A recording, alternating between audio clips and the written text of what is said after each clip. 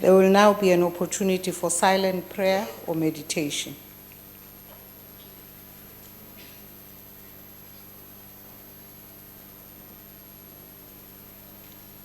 Please be seated.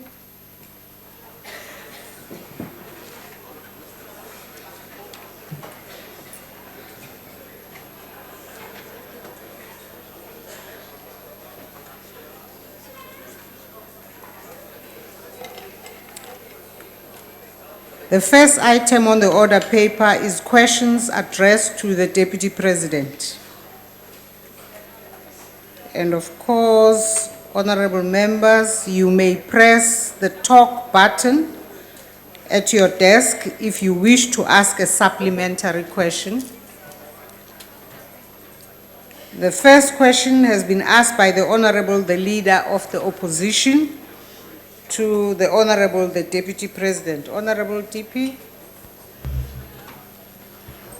Honorable Speaker, honorable members, the issue of the institutionalization of best practice models is a process that always focuses attention on what one would say is the best ways of getting things done. The main focus of the Office of the Deputy President is on the national rollout of a best practice model with regard to integrated service delivery along the lines of Operation Sukuma Sake program, which is in KZN. Operation Sukuma Sake approach embraces community partnership and full participation. It supports the coordinated implementation of service delivery interventions aimed at curbing social ills, including unemployment, inequality and poverty, HIV and AIDS, and crime and corruption. The greater involvement of communities in the provision of service delivery should contribute to a greater transparency and accountability and reduce opportunities for corruption. Beyond the work being undertaken by the Office of the Deputy President, government more broadly has identified the fight against corruption as a priority. The diagnostic report of the National Planning Commission indicates that South Africa suffers from high levels of corruption that undermine the rule of law and hinder the development and socio-economic transformation of our country. We have in place a number of mechanisms as well as programs to both prevent and detect corruption and financial mismanagement and to take action against those found responsible. And some of these mechanisms, which will accentuate the best practice models, are already being finalized, and I'll talk to one of those. Since we took over from the deeply corrupt system of apartheid, we have put in place several accountability mechanisms.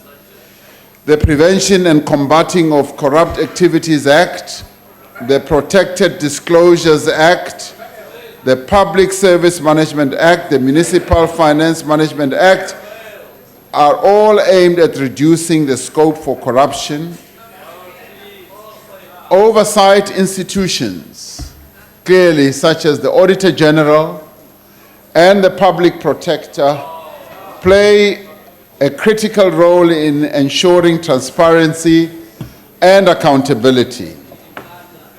The best practice model is being implemented in a number of ways, and in one of these was to establish the Office of the Chief Procurement Officer in National Treasury, and this has clearly been a significant development. This office uses strategic sourcing and purchasing of common goods to achieve efficiency and value for money. It is implementing a central supplier database to prevent acts such as duplication, increase supplier management efficiency, and to reduce the potential for the abuse of government's procurement purposes. And given that mostly corruption really manifests itself through the procurement system, this institutionalization of the office of procurement is going to be very, very good in combating corruption. Ultimately, corruption will not be defeated unless we all play our part in curbing corruption. Firstly, business needs to join government in stamping out corruption wherever it manifests itself. Thank you, Deputy President. I now would like to call on the Leader of the Opposition to ask a follow-up question. Thank you, Deputy President. I think we can agree that despite the mechanisms that you've highlighted, corruption is on the rise. In fact, under President Zuma, corruption has even gotten worse. The real question is, it's not me just saying it, it's even the ANC's documents say it quite clearly. It says there are allegations within higher leadership echelons. They acknowledge that many acts of corruption in government derive from party dynamics. So what I'm interested in learning, the question speaks to Prasa, and similar to Nkandla, the public protector found against certain members. In fact, we know on the ground that people are telling us what jobs that are EPWP are given to ANC-connected people. So our concern here is that even in this house, Honorable Pule Mabe has been found guilty by the public protector for a tender for the 33 million. What I'm interested in learning, Deputy President, is that what are you going to do to ensure there's political accountability? We can blame officials, we can put systems, but the fact is, politicians get away with corruption. What are you, as leader of government business, going to do to ensure that your fellow comrades are held to account, or should we just rather wait for 2017? The Honorable, the Deputy President. As I indicated, corruption is a social and economic ill that we all need to fight. And it is a ill that many countries are having to deal with. All over the world, there is no country where corruption is not having to be dealt with. And the success of being able to deal with corruption depends on a number of things. One is to set in place the correct mechanisms, as I was saying, but it also has to involve the population itself. The people of any country have themselves to participate in curbing corruption. And in this case, we say communities, the business community, and everyone has to play a role. We have found that in any act of corruption, those that are involved will either be business, as well as, say, civil servants, or people in the public space who are either publicly elected people.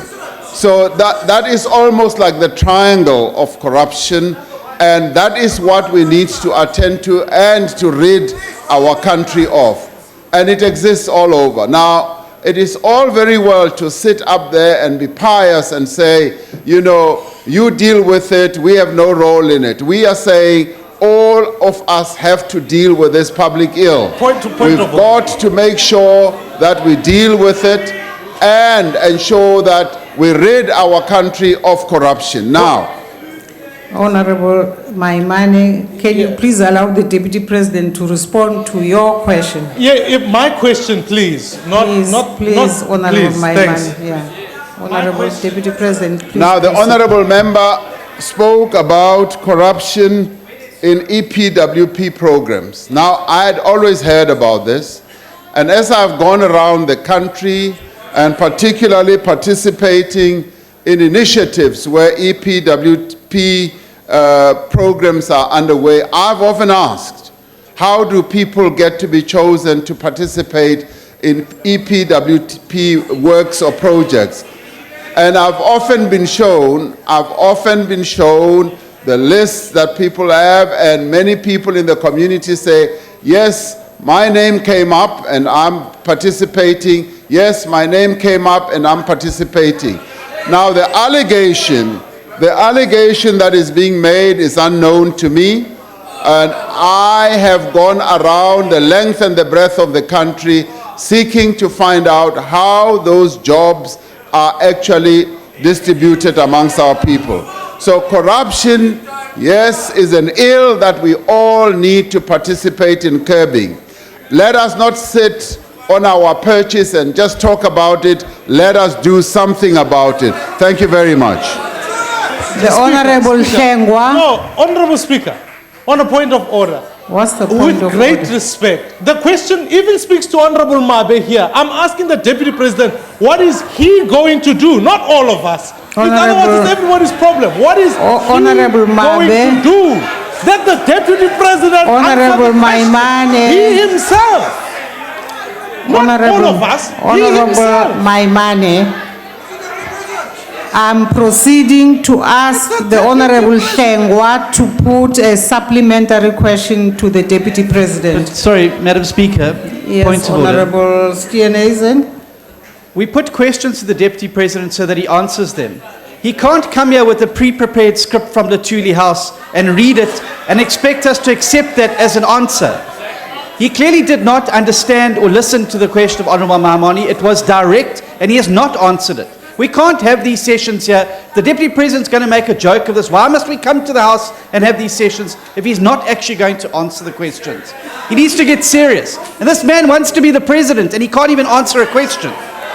Honorable Steenhuisen, I have now called upon Honorable Shengwa to ask a supplementary question. Ngiyathokoza kakhulu Somlomo.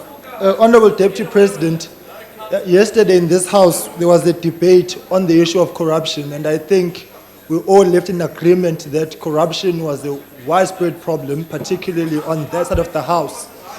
And it is compounded by the fact that there is a total disregard, more often than not, of the findings of the public protector. And so in the question here, I want to find out different. Is there a political will in government and a commitment to actually take the public protector seriously and the findings that come out of the investigations?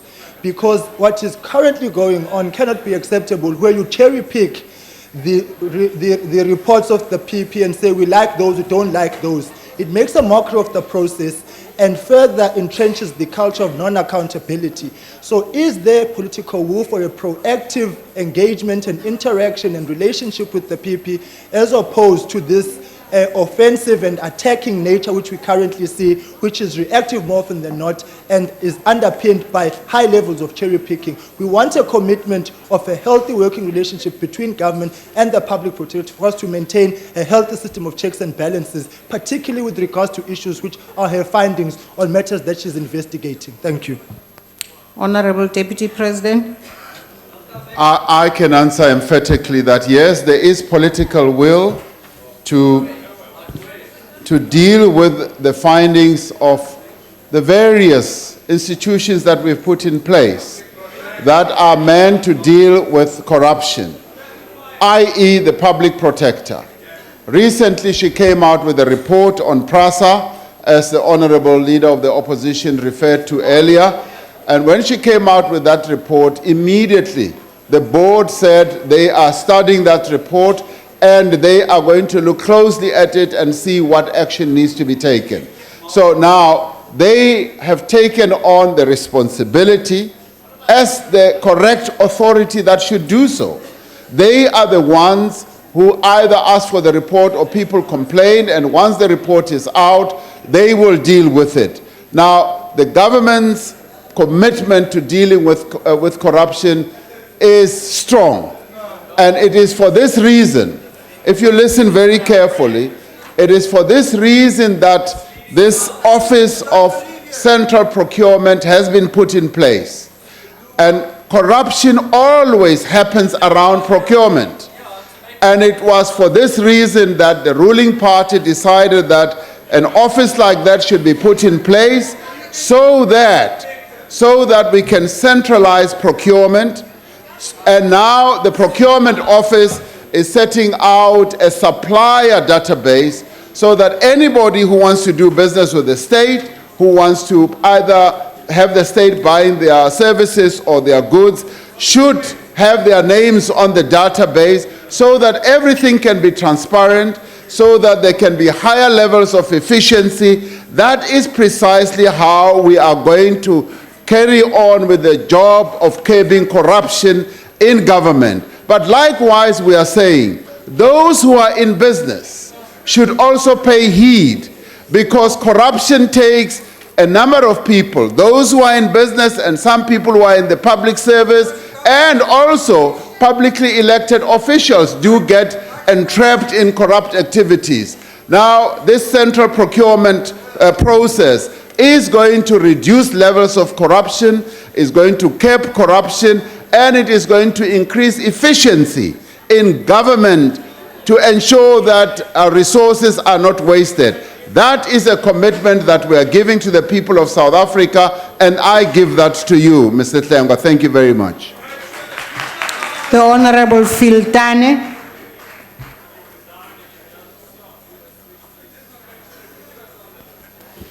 Thank you, Speaker. Mr. Deputy President, sorry to say that your initial response was pretty much generic to the main question. Doesn't offer much content. My specific question, which is based on the fact that time and time again, we get to see corruption in employment, in construction, in retail, in the form of collusion, in housing allocation, as well as in services where you get some monopolies.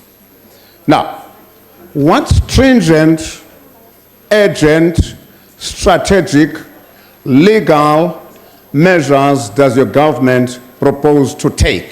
What policies have actually been changed in the recent past, in the last 5 years, to show that you are dealing with, not planning to, dealing with current corruption in the way, in such a manner that it can actually be arrested? Legal is an amending legislation, policy, and so on. We would like to get specific answers. If today you're not ready with specific answers, we can come back another time. You may not have all the detail that we need, but we need answers. Thank you. The Honorable Deputy President. A number of policies have been put in place and continue to be put in place. For instance, one of the recent policies is to stop and to curb civil servants from doing business with the state. Now, in a number of investigations, it has been found that a number of civil servants were actually doing business with the state. And some in schools, for instance, you would find that a school principal is supplying food to the children, is the head of a catering company. Now, it is for this that the state or the government decided that we should stop and curb activities like those, because the conflict of interest is quite huge when it comes to that. So that was a policy move, a clear, directed policy move to curb activities such as this. Now, without really having to repeat, one of the most outstanding decisions was to establish the Office of the Central Procurement. And this was decided by the ruling party at its conference. It has now been put in place. The procurement bill is also going to be put before Parliament, and the machinery and the mechanisms are being put in place to deal with the question of corruption. Now, this is a ruling party that is not paying lip service to the issue of dealing with corruption. It is actually getting down to business. Now, if you want to know, a number of civil servants have actually been dealt with in a number of ways. In the disciplinary fashion, some have actually had criminal charges preferred against them, and some have actually had even follow-up actions like refunding money to the state. Now, all these are both policy instruments as well as practical action that has been taken. Now, referring to the earlier question, where an allegation is made that members of parliament have been involved in corrupt activities, this parliament has the power that if any member of parliament is involved in corrupt activities, they can be reported to the ethics committee, and the ethics committee can deal with them. So please don't come here and complain. If anyone is involved in corrupt activities, let them be reported to the ethics committee. And that's how we deal with corruption. The Honorable Maxson. Thank you, Speaker. Deputy President, the flourishing of corruption in this country is not so much as a result of public servants mismanaging funds because they are incompetent. It is a result of the institutionalization of corruption at a political level. Shabir Sheikh gets convicted of having a corruption relationship with the president, and he spent a few months on jail and goes on to play golf. The public protector asked the president to pay a reasonable amount of the money spent to build his compound in Kandla, and he uses parliament to shield his corruption.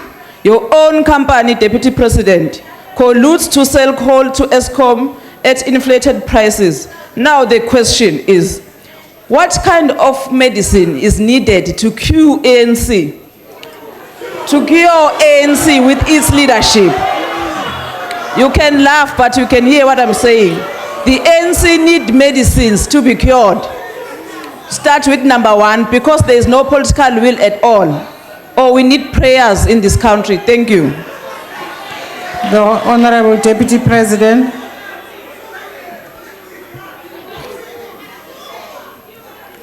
Madam Speaker, earlier I spoke about the problem of corruption. And we are not unique. Many countries, many institutions are having to deal with corruption all over the world.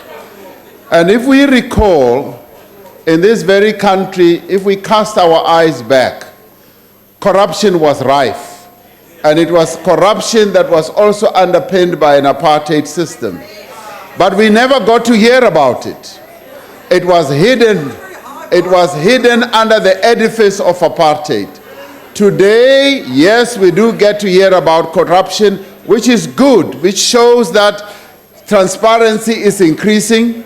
It is coming out now more and more in the open. Our media is much more vigorous, and it is a good sign and process. And at the same time, the ruling party has actually decided that it is going to deal with corruption as one of the key ills that beset our country.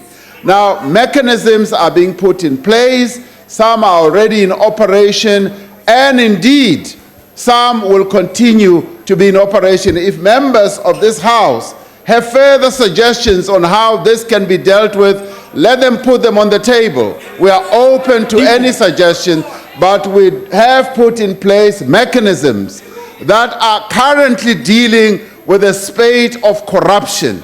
And we are determined to rid our country of corruption. Whether you like it or not, we will do it. Thank you very much.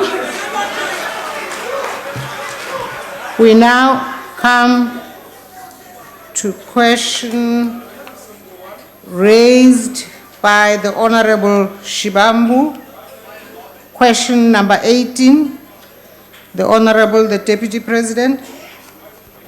Madam Speaker and honorable members, like many other countries, our economy currently faces headwinds. It faces difficult challenges that are contributing to low economic growth. We are not the only country in the world that is facing economic woes.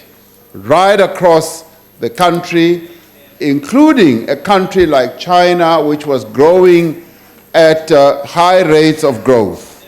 So we are not alone. Let us remember, we are not alone. There are many other countries that are facing economic challenges. And some of our challenges are domestic. We have a large skills deficit as a result of our past. We have systemic unemployment. We have low levels of domestic savings. We do have energy constraints, as we all know, and low levels of fixed and investment, and there are also labor relations issues. On the other hand, there are quite a number of external challenges that we face, like many other countries, and these include a plunge in commodity prices. We are essentially a mineral-based economy, and the commodities that we eke out of our soil are facing great difficulties. Lower demand from China and other emerging economies, and rising interest rates in some of the developed economies like the United States. We are determined to address these challenges so that we can accelerate economic growth and achieve the goals that we set for ourselves in the National Development Plan. In addition, the 9-point plan that was announced by President Jacob Zuma in his State of the Nation address is specifically designed to address these challenges. This has been this government's response to the economic headwinds that we are facing. This government is committed to a mixed economy that facilitates and enhances the participation of both the public and the private sectors. As we note in the National Development Plan, South Africa requires both a capable and a developmental state able to act to redress historical inequities and to have a vibrant and thriving private sector which is going to work alongside with the public sector.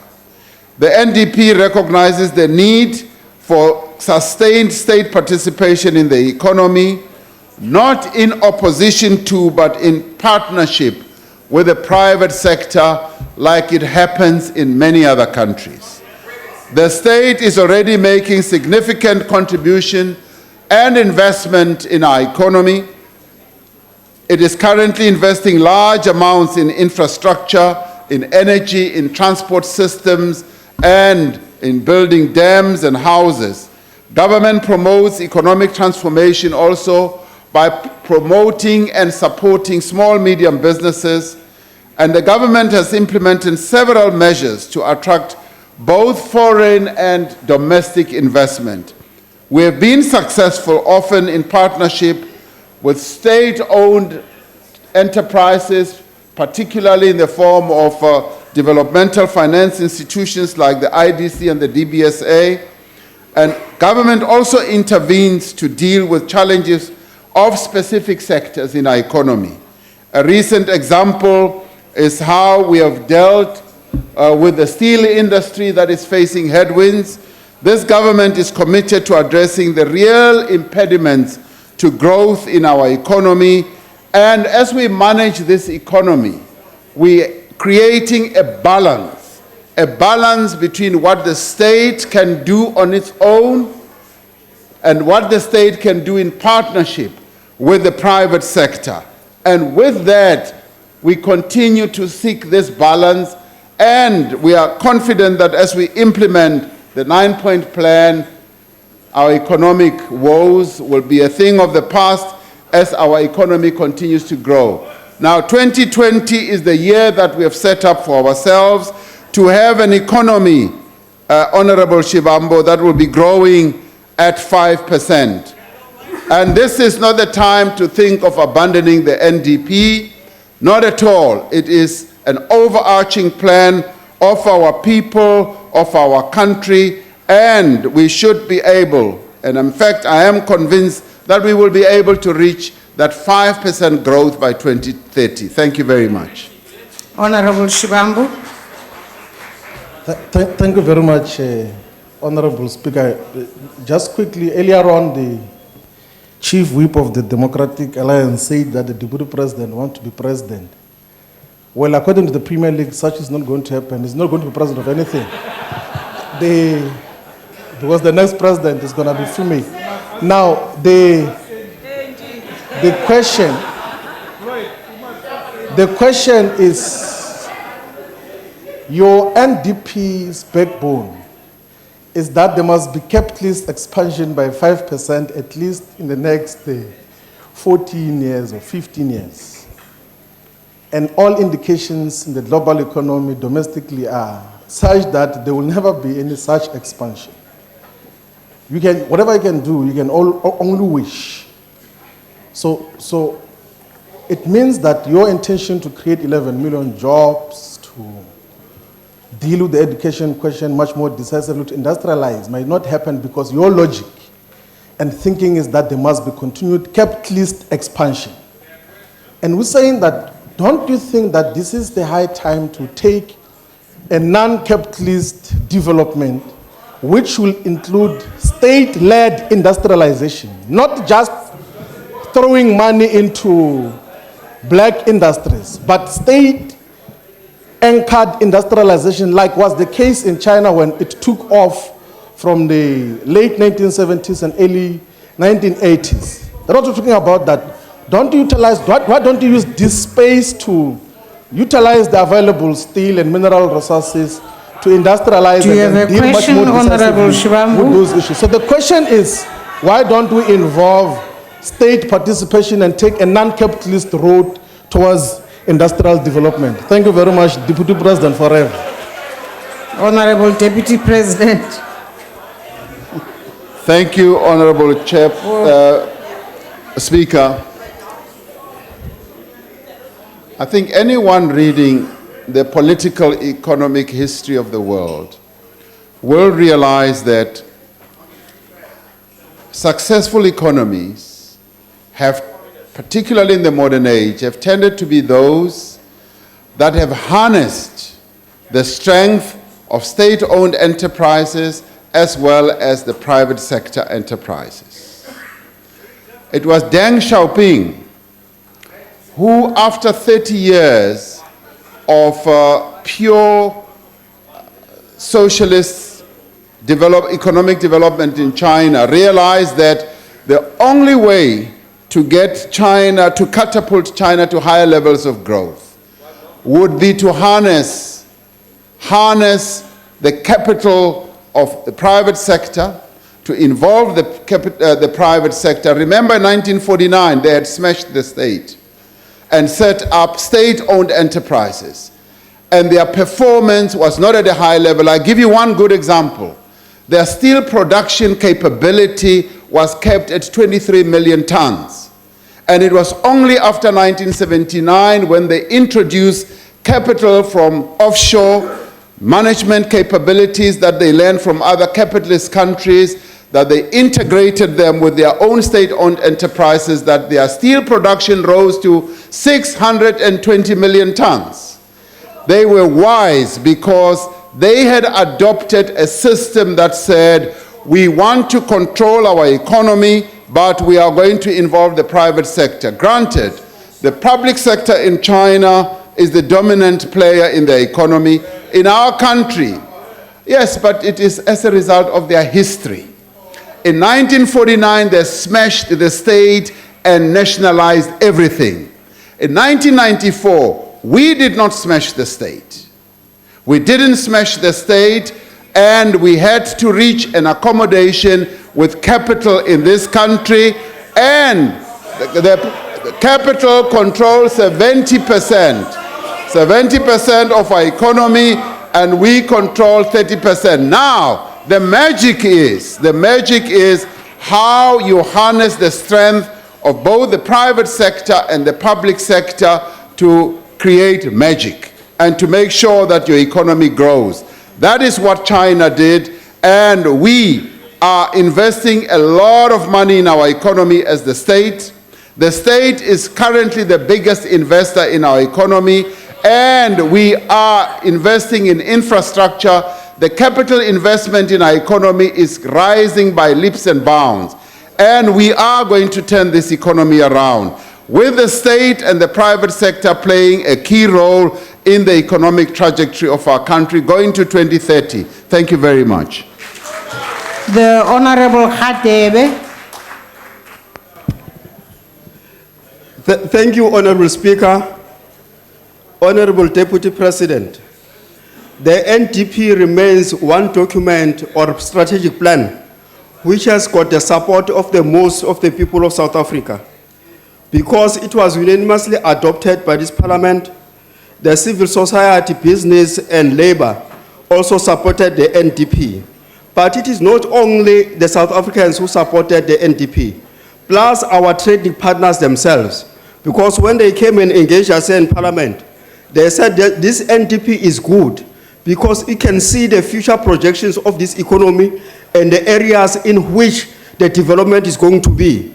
So, as all the economies in the world reach their peaks and troughs, is the South African government contemplating dropping this good plan because of the first troughs that we are hitting as a country?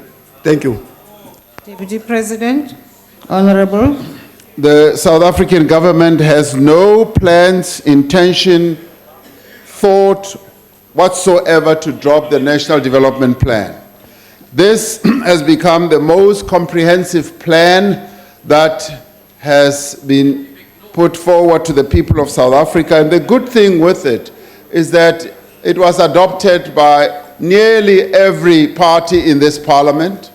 It is our plan.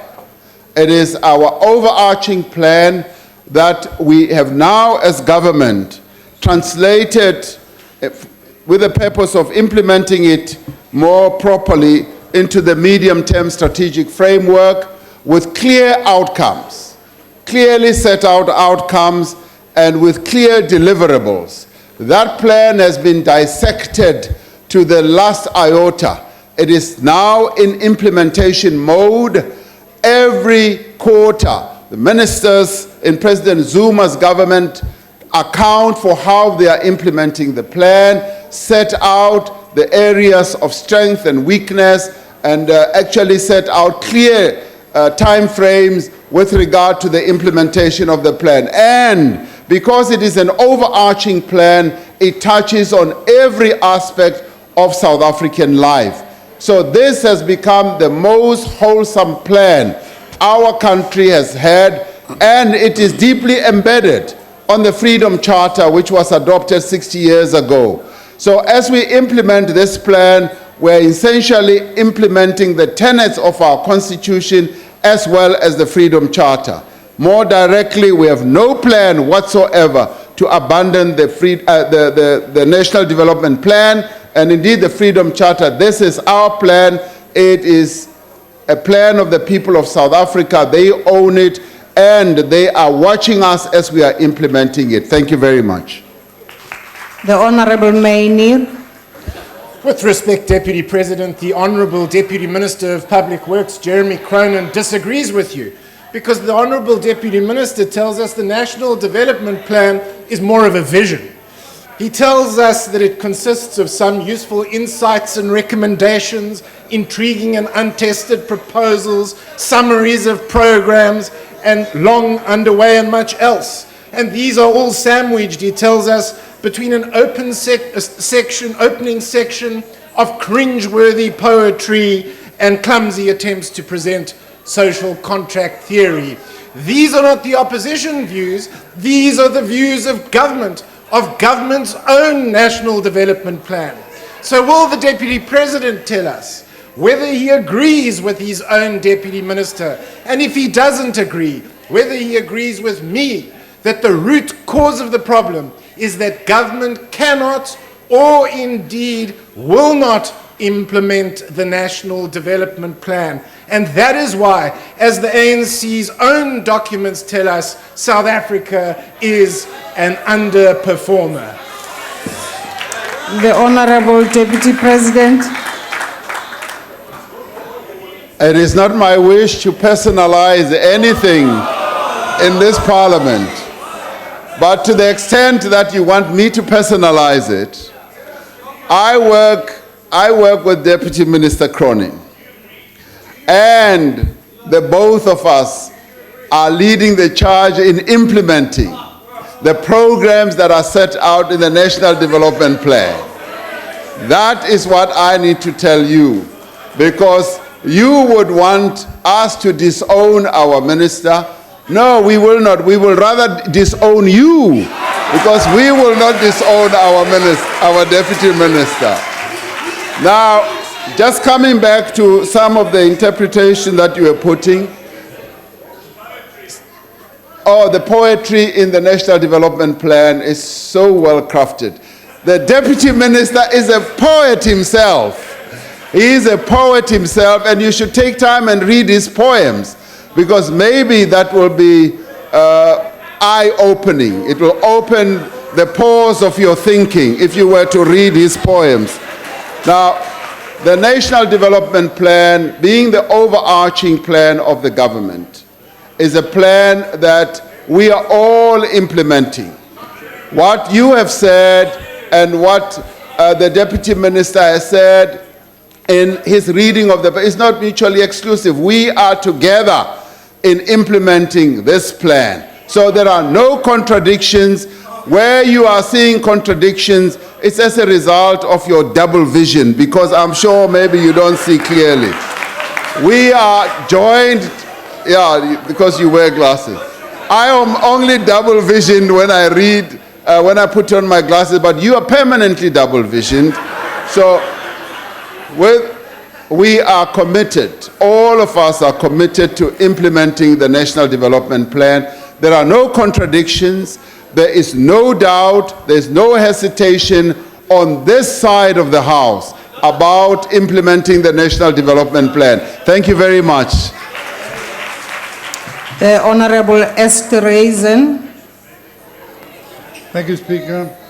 Honorable Deputy President, the National Development Plan, it's a very good idea to begin with, and it's already driven by the state, by the way. But it may never be implemented because of the many challenges and changing circumstances impacting South Africa on a daily basis. We see business confidence in South Africa falling to a recent low of 84.3%. That's on the Business Comfort Index. This is largely due, and admittingly so, by the global financial market turmoil. But the biggest threat, Honourable Deputy President, must be the plan for socio-economic development in this country, which, when taking into account the variables such as the energy supply, labour and unions, and a hostile labour market, and the numerous other challenges. My question is, Honourable Deputy President, if government cannot deal with the volatile and changing socio-economic patterns and adequately plan for the same, how do we expect business to find comfort in the long-term strategy in South Africa and to embrace the NDP? Thank you. Honorable Deputy President.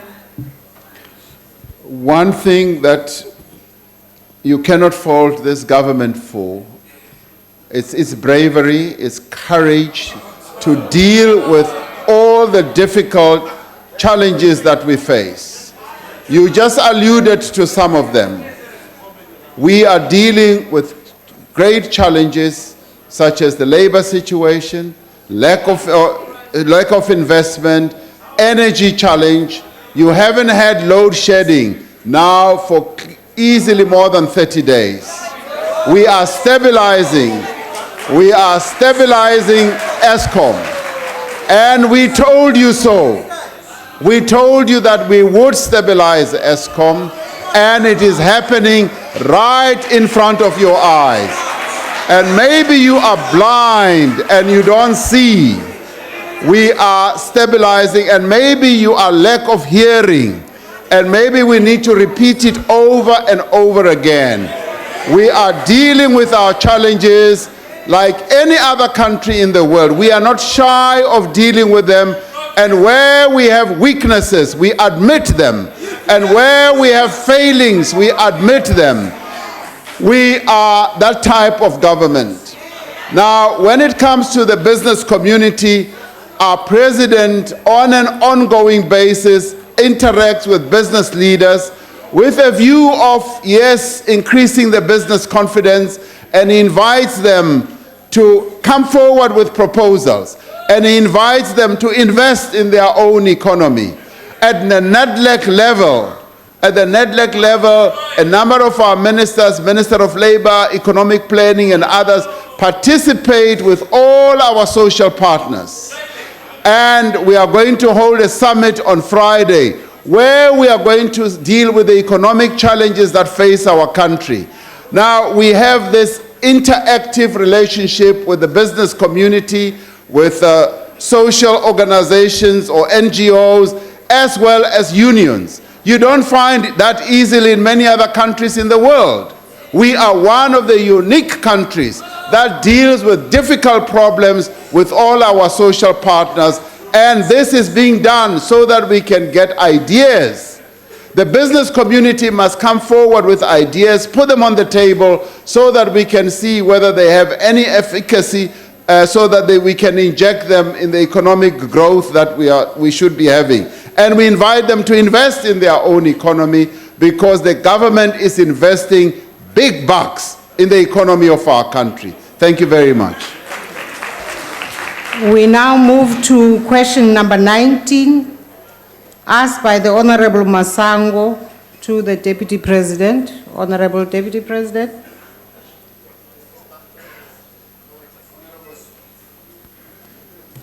Honorable Speaker, this year marks the 60th anniversary of the adoption of the Freedom Charter, which is clearly the bedrock on which our democratic value system is founded.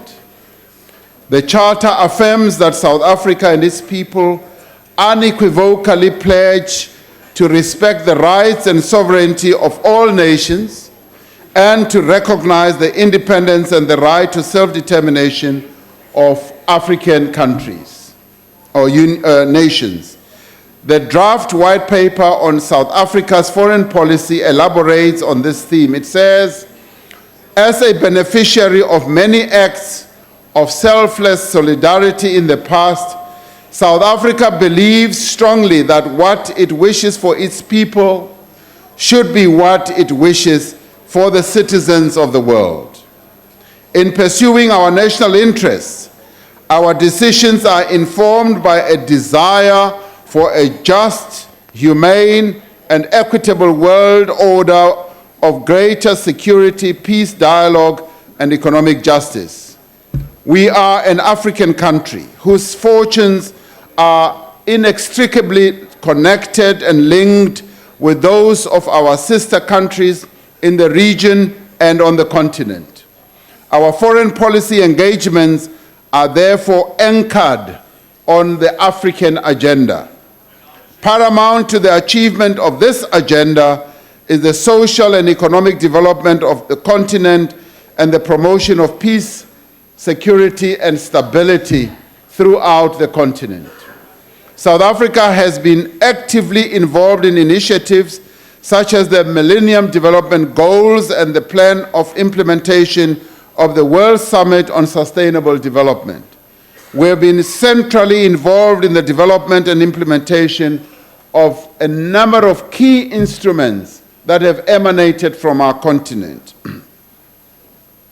And some of those instruments are the AU Constitutive Act, the New Partnership for Africa's Development, NEPAD, the Africa Peer Review Mechanism, the PRM, and the protocol relating to the establishment of the Peace and Security Council of the African Union.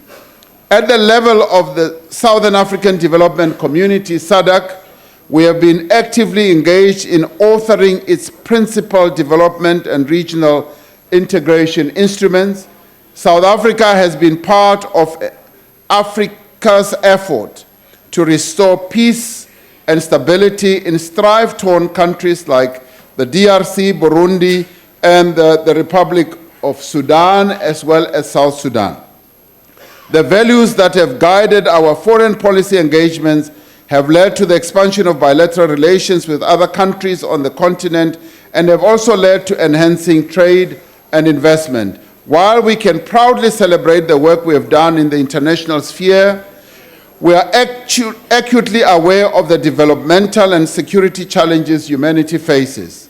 We are nevertheless convinced that the approach we as a country have taken in forging relationships with the rest of the world remains valid, relevant, and progressive. It is an approach that recognizes the reality that states are indeed interdependent. It is an approach that promotes cooperation over competition and collaboration over confrontation. It is an approach, Madam Speaker, that advances the national interests while advancing the common interests of all nations. Thank you. The Honorable Masango. Yathokoza ma unomlomo angithokoze isekela lika mongameli ngehlathululo edzimeleleko kijamana iveka namalangana umbuzo landelela wami uthi to give effect to the principle of the Freedom Charter's principle that I quote there shall be peace and friendship unquote, how far has South Africa worked collaboratively and or in solidarity with other countries, institutions, or multilateral organs to realize this peacemaking and peace enforcement vision? Thank you. Honorable Deputy President. Honorable Speaker, we as a country are actively, and I could say deeply involved in the process of peacemaking on the African continent. And we do this under the aegis of the AU, and there we are ably led by one of our very own, Dr. Nkosazana Zuma Dlamini, who, as one of our own, has injected quite a lot of energy and life in what the whole African continent is now doing. And we now participate in a number of countries, the DRC and the Sudan and a number of other places, and we are called upon to come and participate, largely because a number of African countries and indeed regional bodies and the AU itself see that we have something to contribute. And as we do this with great humility, never imposing ourselves, never putting ourselves forward, never seeking to gain anything, and never seeking to serve our own interests. Our interests, yes, are to promote peace and security on the continent, and where we have the opportunity to promote investment and trade with a view of fostering the success and the development also of other countries as we do that for ourselves. So we are deeply involved in various initiatives, and we were honored as well when our president was asked to chair the infrastructure thrust of the continent, and in that regard, he has been doing well as well. Our former president, Thabo Mbeki, was also honored, and our country was honored in that regard of leading a process of dealing with issues of the flight of capital from our continent. So we are deeply involved in a number of ways on the continent, and as I said, we do that with a great deal of humility. And what one would say is that we would wish that all of us as leaders in our country, when we have to travel to various other parts of the African continent and indeed the world, we should all join each other and exercise our patriotism and speak positively about our country like others do when they travel overseas and speak positively about our country. Now, this is an open invitation to the other people who sit on the other side. When you travel, don't go and badmouth the country. Go and speak positively about your country. The Honorable Makhalapa. Thank you very much, Honorable Speaker. Honorable Deputy President, you have referred to AU key instruments. One of them is Article 10 of the African Charter of Democracy, Elections and Government, which was adopted by the Assembly of African Union Heads of States. It imposes a duty on state parties to entrench the supremacy of their constitutions. We have seen in recent months that leaders in states of Burundi, Rwanda, and the DRC have pushed through constitutional amendments in efforts to seek the extension of their term limits in office. And this has become a catalyst for renewed political conflicts. Mr. Deputy President, it seems that South Africa's foreign policy is clueless and immoral at best and chaotic at worst. So the question is, what is your government's policy on working to prevent African presidents violating their constitutional term limits? I thank you. The Honorable Deputy President. If you took care to read what is in the Freedom Charter, you would immediately have an answer to your question. Our policy stance in relation to various other countries is based on the respect of those countries' sovereignty. It is based on the respect of their self-determination, and it is based on what was also adopted in the 50s in Bandung of non-interference in the internal affairs of other countries.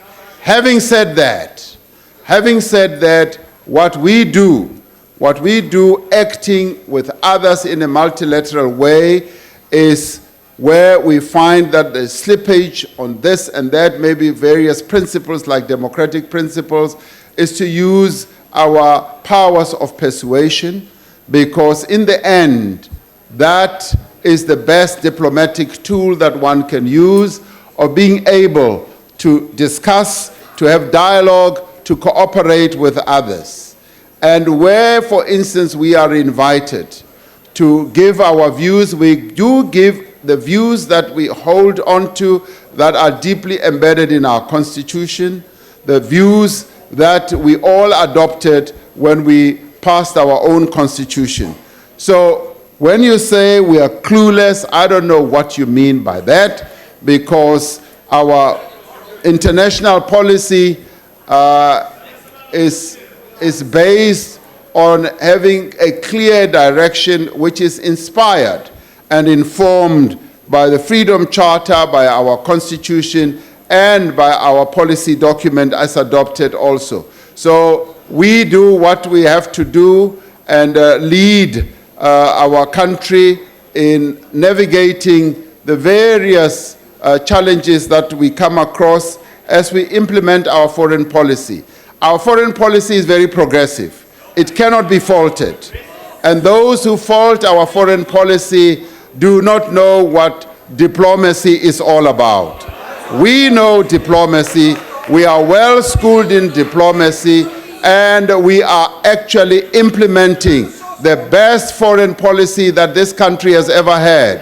This country has never had a clear foreign policy. That is what we are implementing. Thank you very much. The Honorable Matiase. Motlatsa President. Ka bana so kilo ya Lesotho makgatlo a mmalwa ke nana o tla tseba se ke tla hlalosa e re ke go tlabola hanyane he Mosotho o re matlo a matle du otlwana a bolela hore o kike wa tloa ha hawa ha monne mongwe a fitla wa fiela le bala la hae empa o sitwa o fiela la hao o ba le mesebetsi ya hao le ya puso ya hao mane marikana mo o ileng wa dumella hore basebetsi ba bolawe ba etswe ntho tsena tse mpe yo hlokisa tokelo ya hore ka tswa wa ya Africa ka bona Lesotho wa ya kopanya mekgatlo e bang ha e utlwane ka puo bakeng sa ho rarolla dikabang tsa bona ka ho you have dishonored the trust and the confidence of the founding fathers who have called upon you and your organization to tirelessly work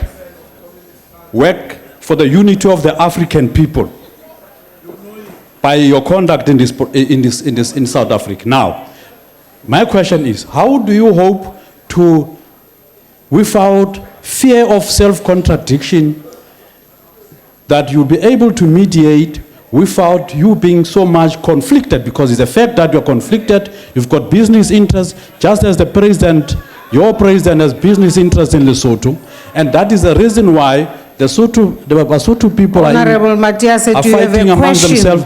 My question is, how does the Deputy President hope to mediate for a permanent solution of the conflict in Lesotho, despite him being so much conflicted because of business vested interest in Lesotho and those of his president?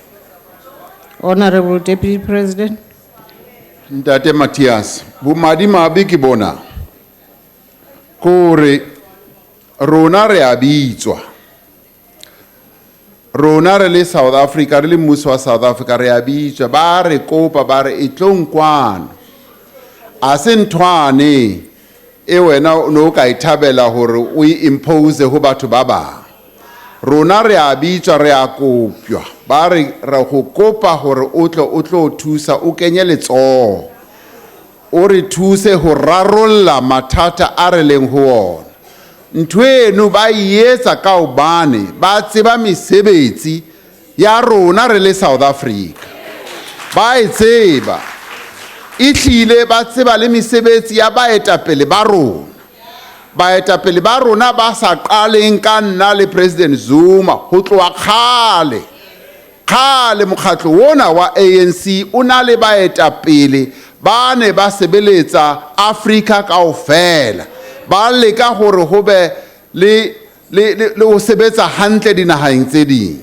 So what you are saying about being conflicted, nenga kopa hore o hlahise bopaki o bube mona pepeneneng re bone hore bopaki ana bo teng.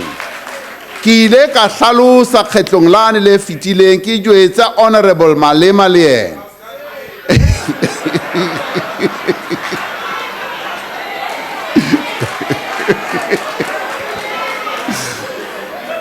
Ke ne ke hlalosetsa le yena empa o re ke ska mo kenya ka bane tsena ha batle hore a kenywe ho tsona. Jwale e re ke hlalosetse wena he hore haeba o na le bopaki bo be tafoleng o ska bua ntho o sa itsebeng ka Sesotho hothi o ska wa bua dintho tse o sa di tsebeng o bue nnete fela. So ke batla nnete ho wena ntate wa ka, aibe nnete e ska ba mabari fela o ntso o tsamaya hohle mona o bua ntho e seng teng ebile o bua maka. Dankie ntate. The Honorable Mngwango.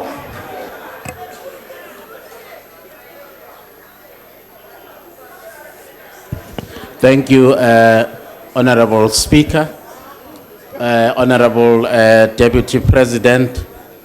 My question is, how does South Africa's recent flouting of an ICC arrest warrant in the Bashir debacle impact on our standing in the international community of nations? Are we now being seen as a country not to be trusted, not to be in good faith in terms of international agreements? How do you intend to repair our internationally damaged reputation in the wake of the Bashir debacle? I thank you. The Honorable Deputy President. The answer is no. Our international standing is intact. It is clearly intact. The President will soon be traveling to the United Nations for the general meetings. Whilst he is there, try to make yourself a fly on the wall and watch the President being feted, being received, being called upon to meet various other heads of state.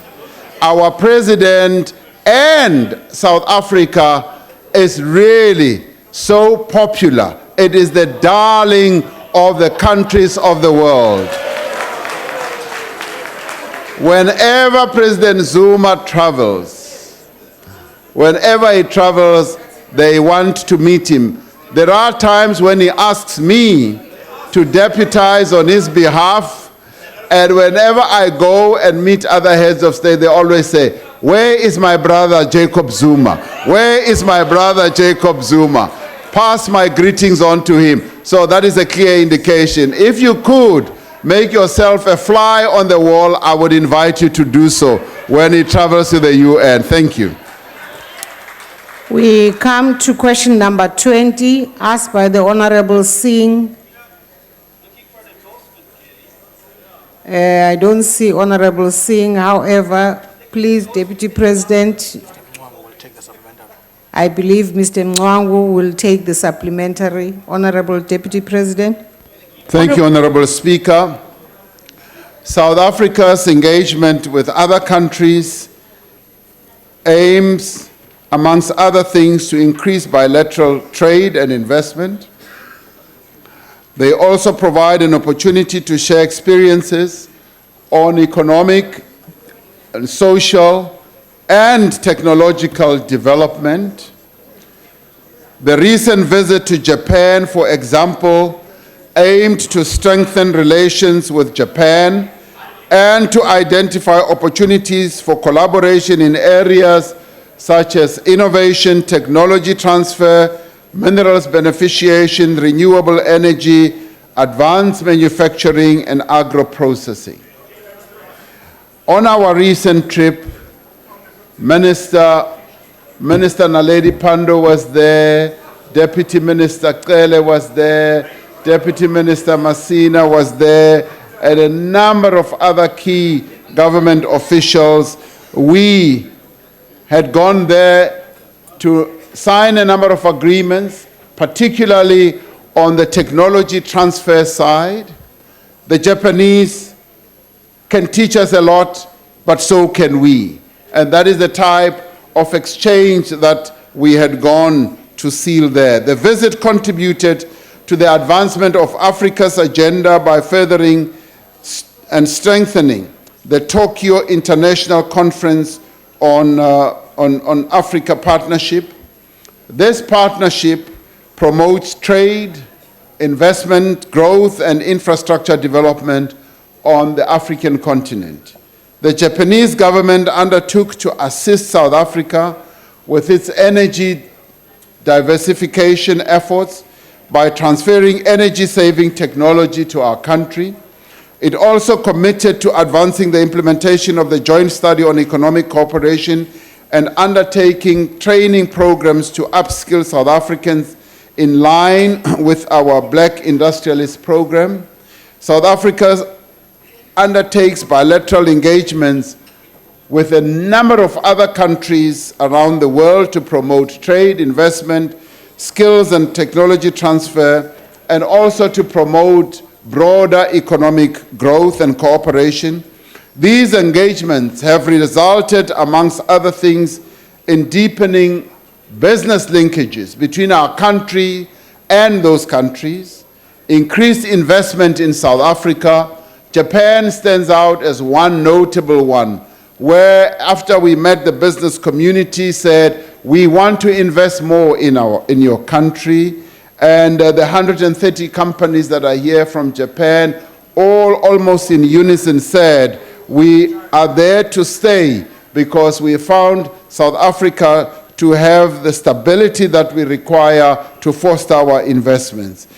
And we also have agreements on scientific and technological cooperation and general promotion of South Africa as a desirable investment destination. These engagements, Madam Speaker, also provided an opportunity to learn from the experiences of other countries that have been successful in pursuing economic growth and social development. South Africa's economic success depends in large measure on its ability to grow foreign direct investment and significantly expand and diversify its exports. This makes such bilateral engagements even more important and more valuable. So these trips, honorable members, are really valuable because they give us a great opportunity. Lastly, let me say, we also had an opportunity, Madam Speaker, to meet a number of South African students who are on scholarship in Japan. They've learned the Japanese language. They are now doing their master's degrees. These are young men and women who are doing extremely well, and all of them, almost in unison, said, we want to come back home. We will be ready to come back home with our skills, and we will come to work for the further development of our country. That is something we can be proud of. Thank you very much. The Honorable Mwangu. Honorable Speaker, I just want to make a correction. I was at your table earlier to inform you that the Honourable S. Raisen will be taking care of the follow-up on behalf of the Honourable Singh. The Honourable S. Raisen. Thank you, Madam Speaker. Honourable Deputy President, whilst I do agree that favourable relations with other countries must be encouraged as a way of positively growing our economy and addressing critical skill shortages, my question is though, in the huge delegation to Japan, which included NEXCO officials, how do you justify seeking to attract essential skills from Japan in the fields of science and technology, and especially in the field of nuclear energy, while we have them right here in South Africa? In fact, I was advised yesterday by a senior official at Kuberg Nuclear Power Station that South Africa already has skilled nuclear scientists that are amongst the most highly qualified in the world. As a matter of fact, Safari One training facility at Kuberg sponsors nuclear science at UCT that attracts students from all over the world. Thank you. Honourable Deputy President. I was really scratching my head, trying to take in what you have said, and I couldn't believe that I was hearing you saying that because we've got these, don't send others away. Now let me tell you, those young men and women who are in Japan are all black. They are all black. They are coming back with great skills. And many of them will tell you that we did not, when we started off with our learning process, we did not find it easy to be so well received in the South African institutions. Now, they have chosen to go and learn elsewhere. But put that aside, there's nothing wrong in anyone going overseas to go and learn something new. That is something that can be quite defining, life-changing, and we are a multidisciplinary type of country, or learning processes must be multidisciplinary. We must involve everyone who knows something, and even those who have learned overseas and those who have learned locally. We should never put brakes on young people who want to go and learn elsewhere and say, no, you should not go to Japan, no, you should not go to England because we've got enough. And I will tell you something else. When we started training, and I hope you are listening, Honourable Member, when we started training actuaries in our country, a university professor said to me, why should we train more actuaries because we've already got 450 in the country, and only one of them was black. And I said, we need actuaries and we need black actuaries. It was only then that the penny dropped for him, and today we've almost got 50 black actuaries and 70 more in the pipeline. We are increasing the number of those. Now, if we had listened to him and the type of statement that you are putting forward, we would have stopped in our tracks, and our young black people would never have had an opportunity to be trained. So we've broadened and opened up the places of learning because we want our young people to learn wherever they can learn. The whole world should be a place where they can go and learn. We should never restrict them. Thank you very much. Madam Speaker, just in respect, that's absolutely not what I asked the Deputy President. I actually said, why did he go headhunting there, not to send students over there? They try to employ... Honourable Esther Raisen, can I pass on to the next person, Honourable Hill Lewis? Thank you very much, Speaker. I'm so pleased that the Deputy President had a comfortable flight over to Japan for that trip. But in his response, he mentioned a lot about investment and growing the investment relationship with Japan, which I found very interesting because while he was there, the Minister of Trade and Industry was tabling the Promotion and Protection of Investment Bill here in Parliament, which would better be dubbed the Prevention of Investment Bill. That bill, Speaker, has as its genesis the replacement and cancellation of precisely the kind of agreement the Deputy President was trying to agree in Japan, the bilateral investment treaties. So this gives rise to two questions in relation to his recent efforts to build new bilateral trade relationships with Japan and the other countries he has mentioned. Number one, why is the Deputy President establishing new trade and investment relationships with some countries, but his government is cancelling bilateral agreements with other countries? Could he enumerate for us which countries are good for a bilateral agreement and which are not good?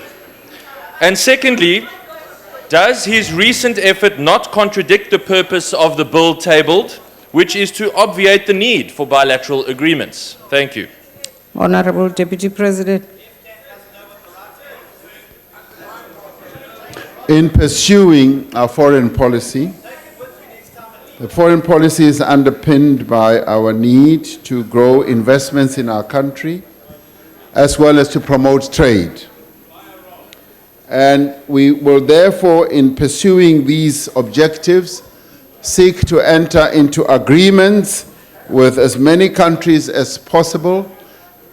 And agreements that were entered into in the past may need either to be streamlined, to be amended, to be improved, and that is the process that is underway.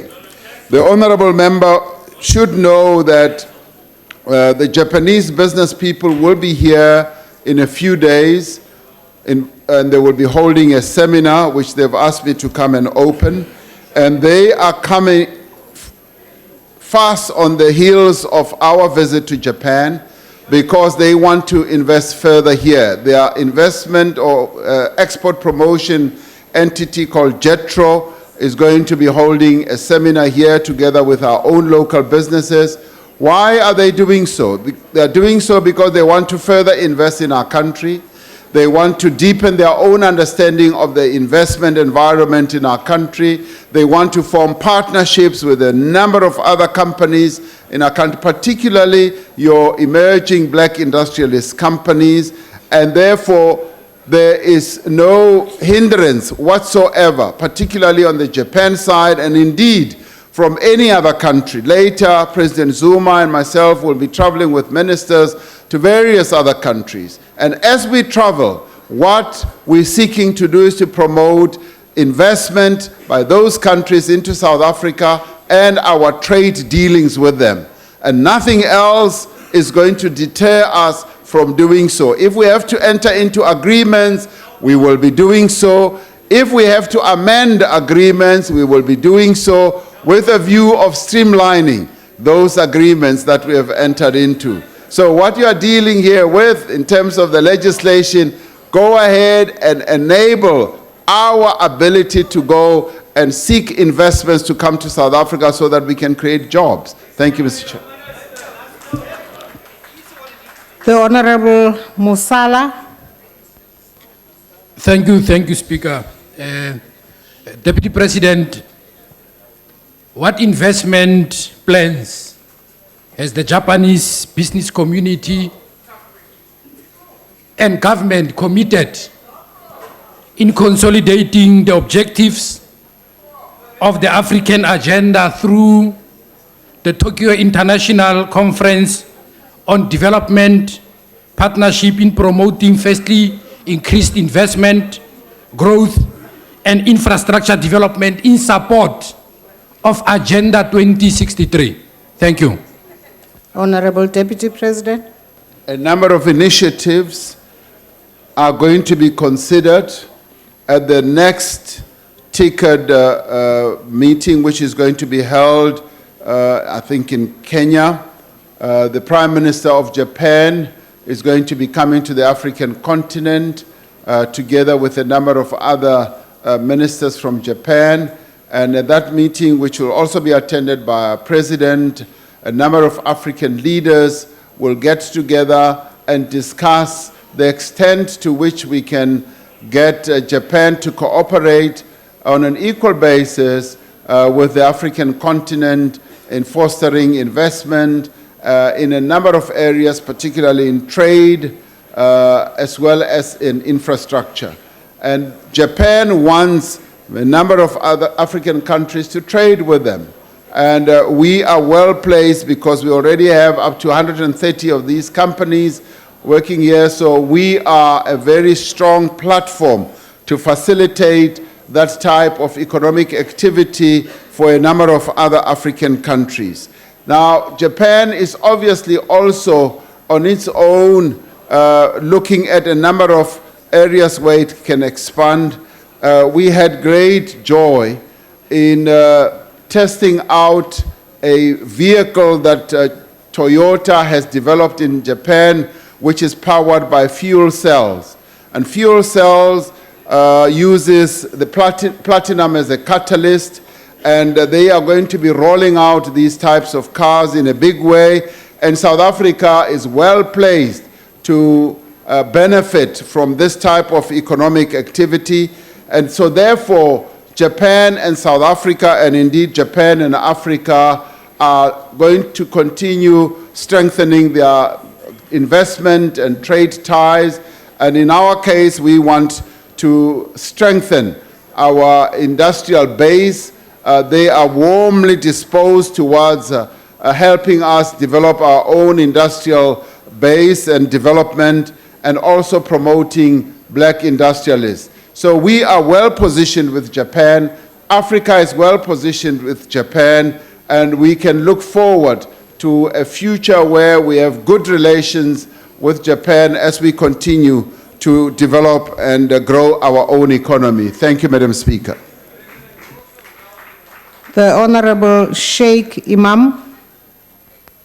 Thank you, Honorable Speaker. Honorable Deputy President, I think you have, in your last response, alluded to most of what I was going to actually ask. However, economic development, job creation, Honorable Deputy President, go hand in hand.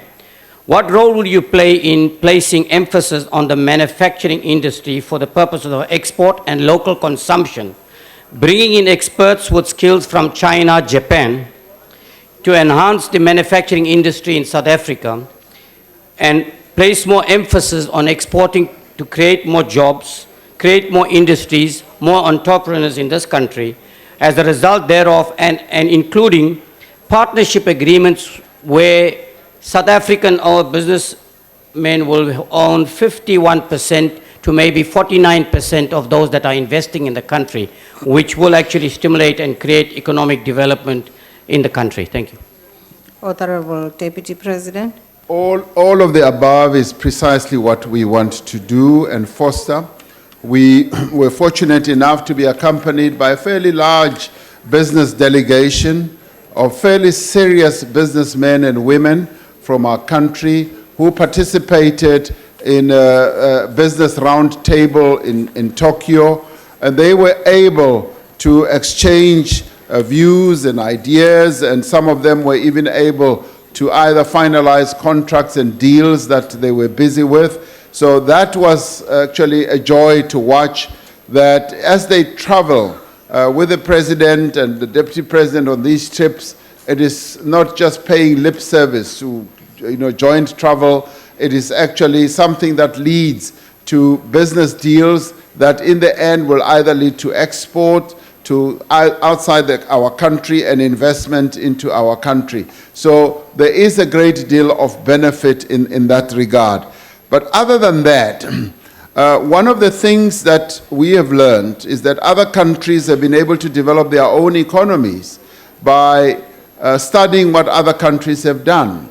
We know for a fact that for China to get to the level where they are, they actually traveled around the world and saw how other successful countries had gone about growing their own economies. Deng Xiaoping was the one leader of China who went around a number of countries, France, Japan, and a number of places to see how they are running their economies. He went back to China and turned China around with regards to what he had seen and learned. Now, we've told them our story. We told them as we travel around that we want to increase manufacturing in our country. We want to industrialize our country. And we found that they respond well. And many of them are willing to come and invest. Many of them are willing that we should go and learn their skills, management skills, technological skills, and also to see how the innovative journeys that they've taken have led them to higher levels of growth. We are learning from that because we want to also be innovative. We want to be able to create new things, new industries with a view of growing our economy. So we are at work. We are doing a lot of things, learning from others, and our economy will take off and it will create jobs like you have never seen before. Thank you very much. Thank you, Honorable Deputy President. That concludes questions to the Deputy President, and I also thank the honorable members. The next item on the order paper is questions addressed to ministers in the economics cluster. Question number 460 has been asked by the Honorable Maseko to the Minister of Science and Technology. The Honorable, the Minister. Thank you very much, Madam Speaker. Madam Speaker, we have essentially 5 contact points or instruments that are utilized in order to reach young people and promote science, engineering, technology, and innovation careers. The first would be a science engagement strategy that's implemented by the department. It includes attention to learners, but also addresses public engagement on science, engineering, and technology. The second is a youth into science strategy. The third is, of course, reaching out to schools. Fourthly, using universities and science councils. And fifthly, we touch teachers and professionals working within the SETI domain. Our intention is to make the science careers as attractive, relevant, and accessible as possible to stimulate interest by young people in these careers and to enhance broadly South African literacy in SETI. We act through these instruments by producing and distributing books on careers annually to schools throughout the country. We distribute these through the National Science Week, through our 8 science festivals that are held annually, as well as through a range of partnership arrangements with all provincial departments of education. We also would promote careers during the ministerial public participation programs, as well as mount career exhibitions on a regular basis at the 34 science centers that are located throughout South Africa. We also send science, engineering, and technology role models to schools as career role models. They also mount career fairs, as well as host speaking engagements at science centers and during science festivals. With respect to partnership with the Department of Basic Education, we adopted a new framework of actions in partnership with the Department of Basic Education to support their work in promoting science, technology, and engineering. The following are some of the activities. We have development of complementary educational materials, providing real-world examples to young people in schools and, of course, to teachers as well. We run summer and winter schools. We have talent identification programs. And of course, in South Africa annually, we have over 3,000 young people participating in the STEM Olympiads, as well as in competitions which are mounted by the Department of Science and Technology. So we have a range of activities intended to both support teachers, improve their capacity in these scientific teaching domains, as well as activities that make science exciting, accessible, and of interest to young people in our country. Thank you very much, Chairperson. Thank you, Honourable Minister. Is there a supplementary question from the Honourable Maseko? Thank you very much, House Chair. And thank you very much, Honourable Minister, for the elaborative response to the question. It shows that the African National Congress government and its ministers is indeed doing a great job in educating us as members and the broader citizenry. And also it does ensure that science and technology is the way to go and will take this, the economy of the Republic of South Africa to higher heights. Honorable Minister, keep quiet, it's none of your business. Honorable Minister, with the vibe that has been created by the National Science Week and the increase in the participants of the science weeks that takes place in the country, we have seen that there's a demonstration of a lot of upcoming young scientists that are interested now in science and technology.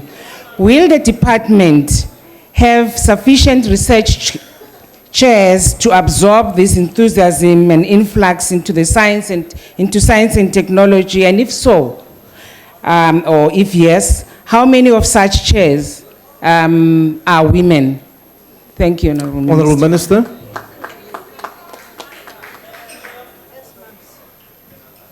Ke a leboga modulasetulo ke utlwa baetapele ba bangwe ba re ke botswa potso e ka gore moemedi wa rona wa nthata ga ke itse gore ke mang o ka ratang go bereka le batho ba sa mo rateng ke tshologela gore ba dirang le ntate o tlholang a nna fale le bone ba mo rata yaka rona re batla go ratiwa. With respect to the research chairs, Chairperson, we have established 6 research chairs in the fields of mathematics, science, and technology education. We have 4 in mathematics education and 2 that are established in numeracy. These chairs have been established as a community of practice. They come together to share ideas which are intended to enhance contribution to our objective of the National Strategy for Mathematics, Science, and Technology Education, which is a strategy developed by the Department of Basic Education. With respect to the matter of gender, I'm very pleased to be able to tell the House that just a year ago we announced the creation of 20 more research chairs in addition to the 157 that existed at that time, and we indicated that all 20 would be designated for appointment of women professors and researchers who fit the bill in terms of these important research chairs. I'm pleased to indicate that we received such excellent applicants that we indeed appointed 42 women research chairs in addition to the 20 we'd announced. This showed us that our institutions are not transforming fast enough, are not recognizing women researchers who all are based in institutions at present and should have been given this opportunity many years ago. Thank you very much, Chairperson. Thank you, Honorable Minister. The next 3 supplementary questions will be asked by the Honorable Schlengwa, the Honorable Lotriet, and the Honorable Mbata. The Honorable Schlengwa. Thank you very much, Honorable House Chair. Honorable Minister, previously disadvantaged communities still find themselves presently disadvantaged, and there is a serious backlog in terms of keeping up in terms of the delivery of infrastructure. So the issue, Honorable Deputy Minister, Honorable Minister, is, my apologies.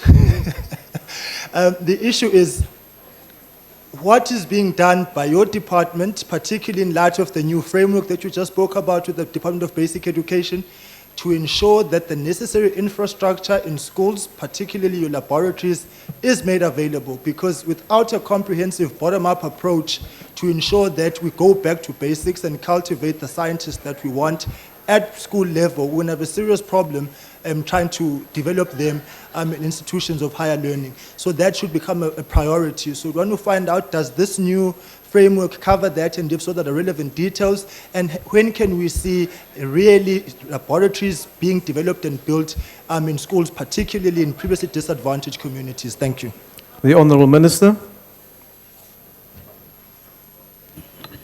Well, I'll attempt to answer, but I do think the question as to laboratories is something the Minister of Basic Education should answer. As you know, in with respect to the ASIDI school building program, which is an accelerated infrastructure development initiative, the standard with respect to a school, which emerges out of the norms and standard in the Schools Act amendment, clearly stipulates that any new school built must have all the required facilities, which would include laboratories, as well as libraries and media resource centers for technology studies. So the new schools that we've seen built in the past few years have included such facilities. With respect to my department, all that we can do is be of support where we're able to do so. So what we have developed, in line with assistance from a number of our research councils, such as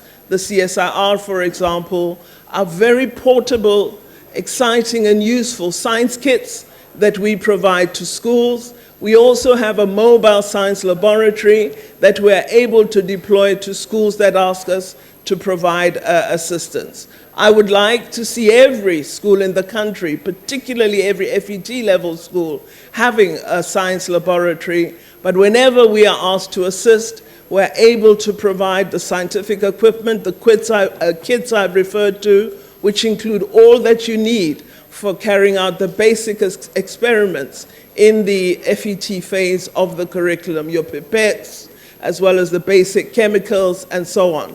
But the prize is to ensure that every secondary school in the country has a laboratory and that every primary school has a facility where children can begin to come closer to science. We're moving towards that. The rules and the laws have been changed in order to ensure that our schools are very different from the schools built under Bantu education, and that these facilities do exist. But we still have a long road to travel, but I'm sure Minister of Basic Education can provide you with the detailed statistics of the progress with the ASIDI program. Thank you, Chair. Thank you, Honourable Minister. The Honourable Lottrit. Thank you, Chairperson. Honourable Minister, you have referred to what you are doing to promote maths and science among the pupils. And I also have to commend you with the wonderful programs that your department does have. I think you really putting us on the map. However, Minister, there is a serious disconnect between the Department of Science and Technology and the reality of where the learners come from. In other words, Department of Basic Education. We sit with a situation that there is a regress in performance, there's a decrease in the number of learners doing maths and science. And although I know that you said that it is the Department of Basic Education's responsibility, Minister, we have a problem where we have, for example, SATU threatening to boycott the honours. The one instrument we do have to determine the quality and the level of our learners in terms of maths, numeracy or literacy. So my question to you, Minister, is as a member of Cabinet, as the collective, what are you doing and what do you plan doing to get across the message that SATU cannot spoil the future of our children? The country needs students in maths and science, and there's a real threat. Honourable Member, your time is now expired. That all the your Honourable wonderful Minister. plans will come to naught. Thank you. Thank you very much to the Honourable Lottering. Clearly, it is the intention of government to ensure that we do expand and increase the numbers of young people that are competent in mathematics, physical science, and life sciences. This is the reason why the Minister of Basic Education worked to develop the strategy that I've referred to, which I'm sure the Portfolio Committee has been briefed on. We are partners with the Department of Basic Education in implementing this strategy. But beyond that, the activities I've referred to, which are seeing expanded numbers of young people coming into the Olympiad, writing the Maths Olympiad, and interestingly, doing exceptionally well in international Olympiad competitions. We have the talent in our country. What we've got to do is ensure that we expand all the resources, that we provide the necessary support, and that we are absolutely clear that if we want to advance in innovation, in manufacturing, in the range of areas that were referred to by Deputy President earlier, we've got to get young people who are competent in maths and in science. We work with teachers as well as learners, and I've met enthusiasm. But what has been first prize for me has been the positive response I get from provincial departments of education, always supportive of our initiative and with us when we come into the various schools. So we'll continue with the message. Made it clear to young people. I try and reach as many as I can to say to them, if you want South Africa to have a better future, if you wish to have a bright future, maths, science, engineering, and innovation are where you should go. And I see more and more and more young people really intrigued by these disciplines and keen to take up careers in these areas. So I believe the future is very bright for science, engineering, technology, and innovation. Thank you. Thank you, Honourable Minister. The Honourable Mbata.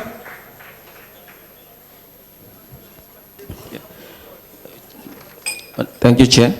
The reality, Honourable Minister, is that the majority of the schools in rural areas and also in majority of those who are in the settings of the townships do not have functioning laboratories. And maybe we should phrase the question. What is it that is going to be done by both basic and your department to ensure that the schools, at least both at combined and secondary level, have got laboratories that function, that are at an equivalence, at least, of a tested career for a soon-to-be graduating from a high school. Majority of these schools do not actually have proper functioning equipment that levels them on par, that makes them to be competitive as young people, and as such, we are failing them. The Honourable Minister. Thank you very much, Chairperson. I don't wish Honourable Mbata to be repetitive, but I must say that I agree with you. We don't have these facilities in all rural schools, but where we can make a difference, we are doing so. I've come across several schools during public engagement or constituency programs where I find a school has a space that is called a laboratory. It might have desks, tables that are supposed to be where experiments are done. But there are no test tubes, the chemicals are very old, you don't have pipettes, there isn't a proper water supply, so essentially science cannot be done. When I come across such a problem, I immediately send an intervention team. We've created one, and we assist the school in order to get the laboratory to the functional status that you mentioned. But we cannot continue in that way. First prize is we must ensure all the facilities are up and running. We're working together with Minister Mochecha to ensure that we do provide the necessary support. And I can assure you, because I visit the new schools that are being built, the situation is changing every day. And it will continue to change because the African National Congress is absolutely determined that the doors of learning and culture in all domains shall indeed be opened to the children of this country. Thank you very much, Chairperson. Thank you, Honourable Minister. Honourable members, we will now go to question 456 that have been asked by the Honourable Koornhof to the Minister of Trade and Industry. The Honourable Minister. Thank you, House Chair. House Chair, available statistics point to iron and steel imports increasing by 52.9% between the fourth quarter of last year and the first quarter of this year, to reach a total of 544,269 tons. Of this total, 285,997 tons came from China, whose imports increased by 53.3% from December last year, from the fourth quarter last year to the first quarter this year. China accordingly accounted for about 52.5% of South Africa's iron and steel imports. The surge in imports reflected in these figures threatens the sustainability and viability of the local primary steel industry, particularly as many of these imports are being landed at significantly lower prices than those prevailing for locally made products and have eroded the demand for local products, even forcing some local producers to sell some product lines at below cost.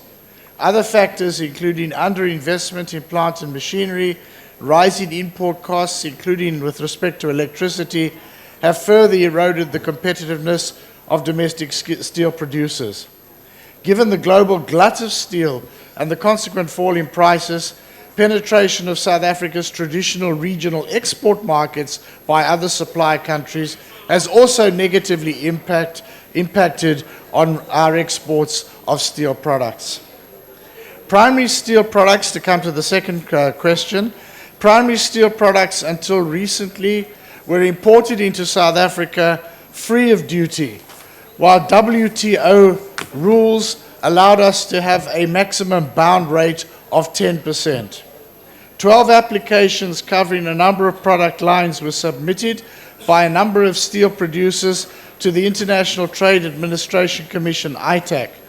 One of these applications covered an application for a tariff increase for galvanized and coated steel, and this was finalized recently by ITAC, and as required by law, I was presented with a recommendation to raise the tariff to the maximum bound rate of 10%, and I signed that off recently. That application included a set of conditions related to pricing, related to investment and job retention, and also established a monitoring mechanism which includes the Department of Trade and Industry and the Economic Development Department to monitor compliance in this regard. In addition, ITAC will conduct a review of the duty structure to determine its impact on the industry value chain 3 years from the date of implementation, with an immediate review of the tariff dispensation in the event of any default on the conditions. While the DTI agrees in principle to an increase of tariffs under the prevailing conditions of global oversupply of primary steel products threatening our own local production, each tariff and anti-dumping application will be evaluated on its merits. Overall, a balance has to be struck between protecting South Africa's primary steel production, including by smaller steel producers, while ensuring that there's a competitively priced steel available to support downstream, more labor-intensive, value-added manufacturing. Thank you very much. Thank you, Honourable Minister. Is there a follow-up question from the Honourable Koornhof? Thank you, Chairperson. Thank you, Minister, for the reply. I think we've been overtaken a little bit by events since I've posted the question on the order paper. But however, this tariff increase is only limited to a number of ranges of steel. Will it be increased? Can you maybe comment on that? And further, by allowing this tariff, does it mean it will give the steel industry a green light to raise prices, or is it in the conditions not to allow it? The Honourable Minister. No, thank you very much, Honourable Koornhof. We are aware that other applications for other steel products have been submitted to ITAC to raise the MFN duty. As I said already, the maximum bound rate is 10%. We're also aware that other applications have been prepared for anti-dumping duties, which could potentially attract higher duties. No, certainly they do not have the green light to raise prices. In fact, one of the conditions says quite clearly that they may not raise prices as a result of the tariff increase. The tariff increase is intended to allow the local steel manufacturers to compete more effectively against imported steel products, which will come in at a higher price, not to allow them to simply raise the price of their own products. Thank you very much. Thank you, Honourable Minister. The next supplementary questions will be asked by the Honourable Esterhuizen, the Honourable Hill-Lewis, and the Honourable Shavambu. The Honourable Esterhuizen. Thank you, House Chair. Honourable Minister, the essence of this question is actually about a tariff protection in order to safeguard jobs. Honourable Minister, after ArcelorMittal was provided with the tariff protection that I requested, they still proceeded to lay off hundreds of workers.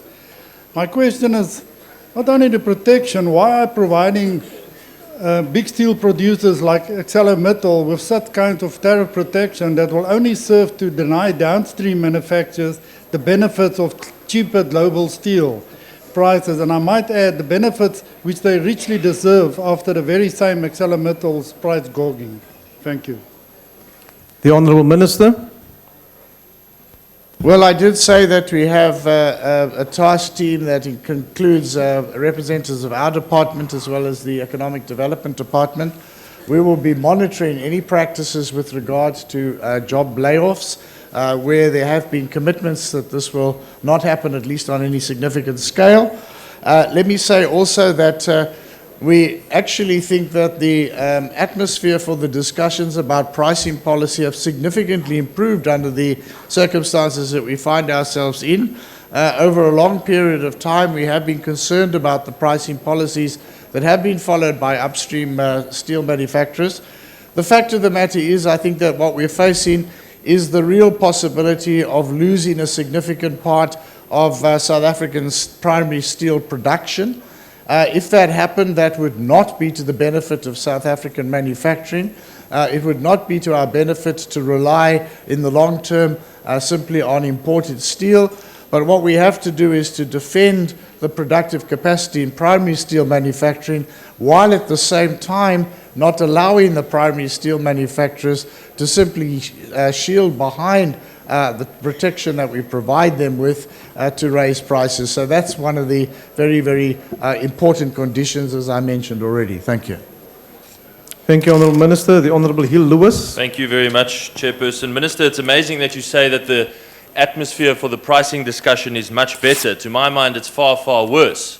You cannot say to the steel industry, on the one hand, we will give you 10% protection, on the other hand, demand 10% discount. They're no better off, and neither are downstream manufacturers. And if you are demanding more than a 10% discount from them, then in fact they're worse off. So I don't understand the argument that the pricing discussion is better now than it was a few months ago. Indeed, Minister, you have targeted the steel industry for years as one of your primary targets for your dream of developmental pricing, or basically just price controls. But now, if you look at what's happened in the steel industry, if you look at your loss in the competition case against Sasol, if you look at the mining industry, which is on its knees, the platinum industry in particular, will the Minister now accept and concede that the dream of developmental pricing is surely dead? The Honourable Minister. No, indeed, I won't. I think that the point is that the longer-term pricing policies of the primary steel makers is something which we have not managed to crack. But what I think I'm saying, and I'm not in a position to make any detailed announcements about where we're going, but that the conversation on the longer-term pricing model is a lot more constructive than it's been for a very long time. And I think it is precisely because the industry finds itself in difficulties, and that it needs to work together with government in a way that it's never had to do before. And that's one of the reasons that I think has created a much more fruitful conversation between us. As I said before, our aim is to have a pricing policy from upstream steel makers which provides competitively priced products to the more labor-intensive downstream users of steel products. That remains our objective, and we have built in, as I've said already, the protection that we provide to them. They are not allowed to use that as a shield to raise prices. They can use that as a way of withstanding a little bit better some of the competition which is coming from low-cost imported steel, but not to raise prices to downstream steel manufacturers. That's the short-term condition that's been attached, and in the longer term, we continue to work with them around a more supportive and competitive price that supports downstream steel manufacturing. Thank you. The Honourable Shavambu. Thank you very much, Chair. Notwithstanding the knee-jerk intention and response to protect jobs in the steel sector. Like for a very long time, the Minister of Trade and Industry and many people from the ruling party have been saying that an impediment to industrial expansion is because of the import parity prices of ArcelorMittal, particularly. That ArcelorMittal is overpricing its steel and metals and all these key industrial inputs.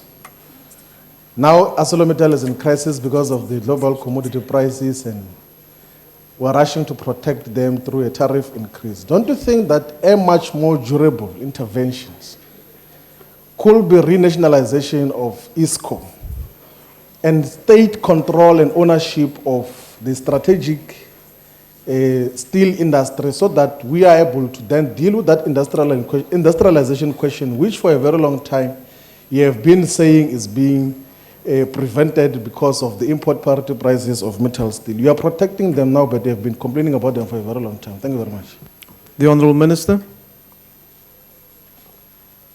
No, I think that one of the principles that we still stand by is that import parity pricing should not be the basis of pricing, that we're looking at other models of determining the price of steel, and we're negotiating with the steel manufacturers around that.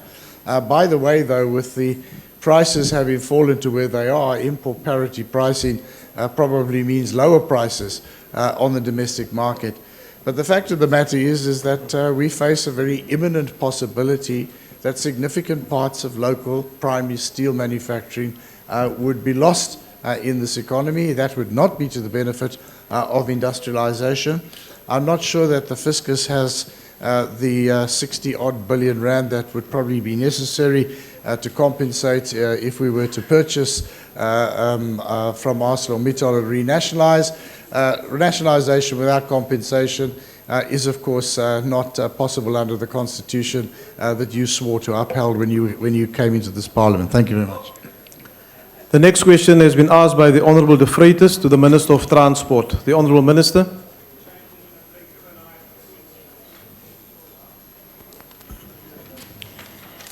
Thank you, Chairperson.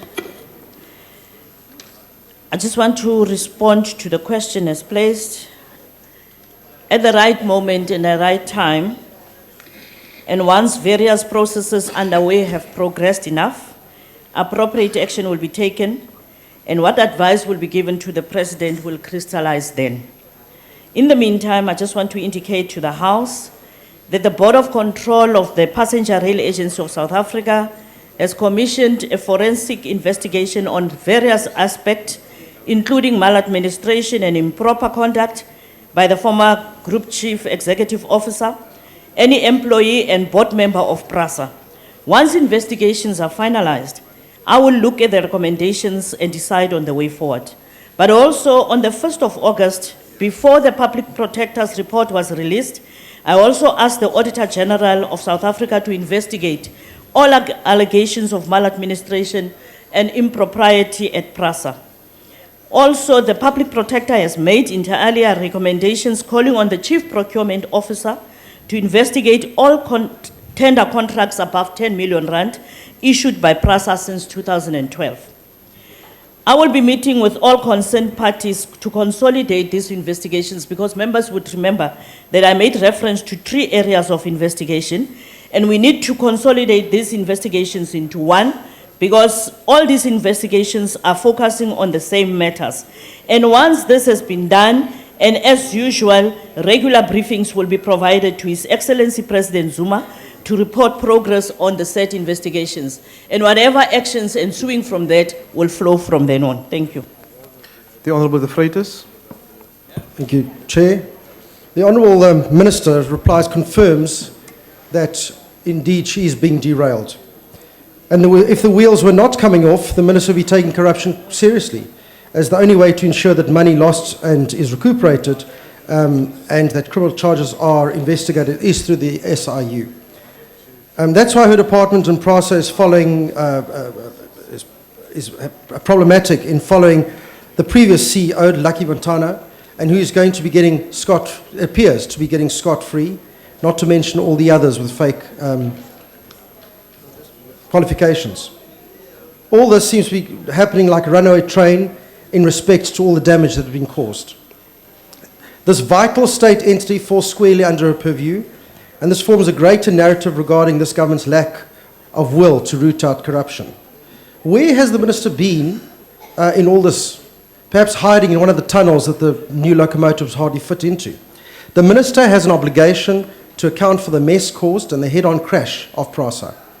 It's the minister's responsibility Honourable to Member, show your tax- time is now expiring. Can you spent. ask a follow-up Thank you question, very much. please? Is that the question? I'm asking that the SIU is the only way Thank to you. resolve it. Honourable Minister. I don't know which part of investigations are ongoing is the honourable member understanding. Because I just want to indicate to him that we are not following one individual, and the intentions to root out corruption has always been the objectives of the African National Congress, and we are not going to desist from doing that.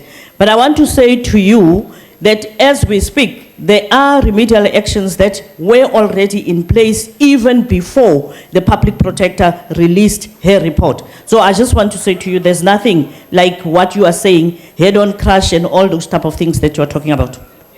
The Honourable Sitole. Thank you, House Chairperson. Honourable Minister, does the Minister have a strategy to protect the state against the likes of Mr. Mutana, who, after looting the state, is still demanding a golden handshake when they are recalled? The Honourable Minister.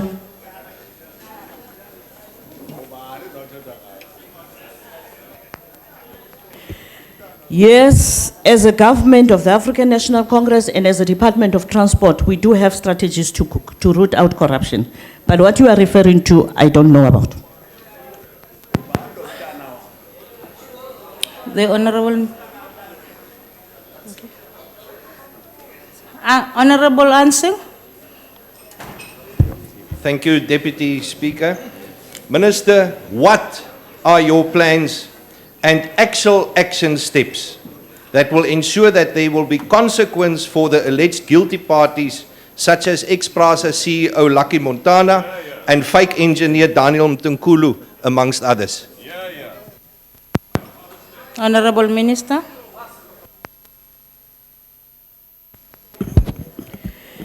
Prasa has laid charges against Mtunkulu for fraud and corruption, and I just want to give you an indication that based on the issues related to qualifications, all boards and all agencies reporting to the Department of Transport as we speak are doing investigations with regard to qualifications of, in particular, people in decision making. But I want to repeat what I said earlier on, Honourable Member, that as a government of the African National Congress and as the Department of Transport, we do have strategies in place to root out corruption. And I just want to say to you that I'm not going to go into the details of the case of the former group CEO, because as you know, he has gone through the legal process, and I know that it will be incorrect for me to comment on that particular issue. But I've made reference to the 3 investigations that we are doing. But also you'd remember that the public protector has made a recommendation that some of the procurements be investigated by the Chief Procurement Officer. Unfortunately, this week the Chief Procurement Officer was not well and is off sick. We were busy with that particular process to engage with regard to how far we would be able to go to make sure that we can clean up the challenges that we have with regard to procurement challenges within Prasa. Thank you.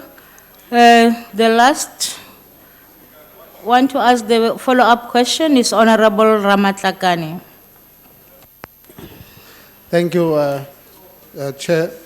Minister, can you confirm that as we speak, while the opposition parties is running in and out of the police station, calling press conferences for their normal, cheap, myopic political point scoring, and reporting that government this and the other, can you confirm that our country is in the good hands of the ANC national government, with 8 other provinces running and many municipalities are delivering services? that millions of people are traveling daily using the Honorable autobus, Freitas, please, I can't even hear the speaker. using the autopacks, buses, train, metro, rail, Shosholos are happily, that in Mamelodi people are happy with the autopacks buses. Minister, can you confirm that as the concerns or challenges are being handled by the African National Congress, that including those challenges of Prasa are being stabilized towards normalization, that the program of Prasa of locomotive as well as the coaches is on track? Honorable Minister. Thank you very much, Honorable Ramatlakane. I just want to confirm that it is true that the government of the ANC is making sure that the services that are provided to the commuters and passengers in South Africa, especially in the public space, are being provided. As we speak, the trains are running because the team of men and women who are competent and qualified, who are working in this environment, who have been working in any case for many, many years, because we do have a pool of experienced managers and experienced technicians and engineers in the areas of passenger public transport. So it is important that I actually emphasize the interventions that have been made with regard to the autopax buses that are running in Gauteng, but also I want to indicate to the House here that Shosholeza Mail, Metro Rail, as well as the buses that are supposed to be ferrying our people are working on a daily basis. I just want to also indicate to you, Honorable Ramatlakane, that the rail safety regulator is doing a thorough study on the network that is Prasa owned as well as Transnet owned to make sure that the challenges that we have experienced as a result of metal and copper as well as the stealing of rail tracks, that is actually being addressed after the interventions of repairs, because you would know, Honorable Ramatlakane, that in most instances the challenges that we have of delayed buses or delayed trains is as a result of the theft of our rail tracks. And we have been seeing the intervention through subs also of the railway police to make sure that we can be able to stem out the tide of the theft on our tracks. But we want to assure South Africans that our rail system is on track, and the investment that the African National Congress government has made with the locomotives as well as the building of the new factory that will be at Danata is an intervention, is an investment to make sure that we can address the more than 50 years of lack of investment in the rail sector. And we also want to, yes, more than 50 years of your lack of investment through your previous governments in this particular sector. And that is why we are going to be building the factory to make it possible that we can build the trains locally. And I want to say to you that once the report from the locomotives investigations of testing and commissioning is concluded, we would be then working together with Transnet and DPE to get remedial actions, if any. So, honorable members, the services that people of South Africa need are running. There are challenges, but our challenges are being addressed as we speak. Thank you very much, Honorable Minister. That brings us to the end of the questions, to the follow-ups to question 439.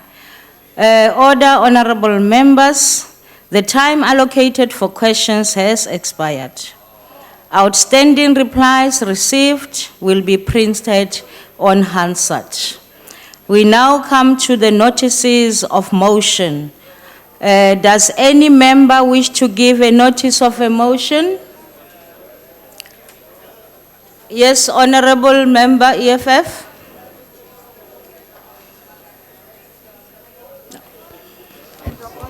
Thank you very much, Chairperson. The EFF moves that the House in its next sitting debates the impacts of genetically modified organisms on our agriculture sector and future food security, and the potentiality dangerous effects on health that these have on our people. I so move. Thank you. Honorable NFP, then. There.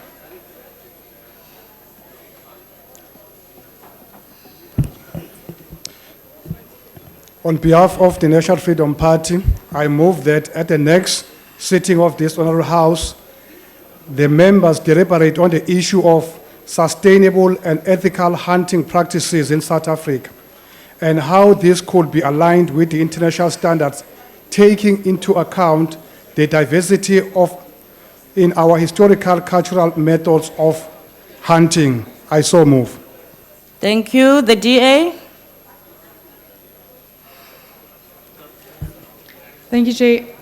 I hereby move on behalf of the Democratic Alliance that at its next sitting, this House debates driven hunting and the practice's impact on local wildlife. I so move. Thank you. ANC.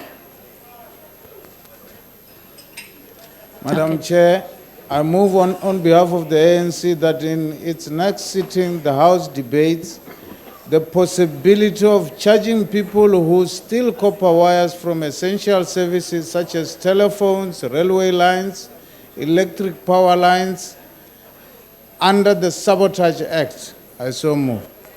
Thank you. We have the IFP. Aston Hazen. Thank you, House Chair.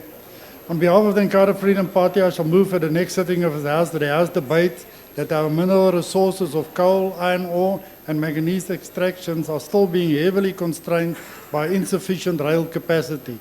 The knock-on effects of this is stunting our economic growth and recovery and the short and long-term solutions to this challenge. Thank you. Thank you. ANC Kekana. Honorable Kekana. Honorable Chair, I, on behalf of the ANC, move that the House debate in its next sitting the mechanism to deal with political intolerance at our high institutions that have resulted in violence. Thanks very much. Thank you. DA. Thank you, Chair. I hereby move on behalf of the Democratic Alliance that at this next sitting, the House debates the crippling effect maladministration has had on job creation projects, such as the Gauteng Enterprise Propeller. Thank you. EFF, Honorable Kaula.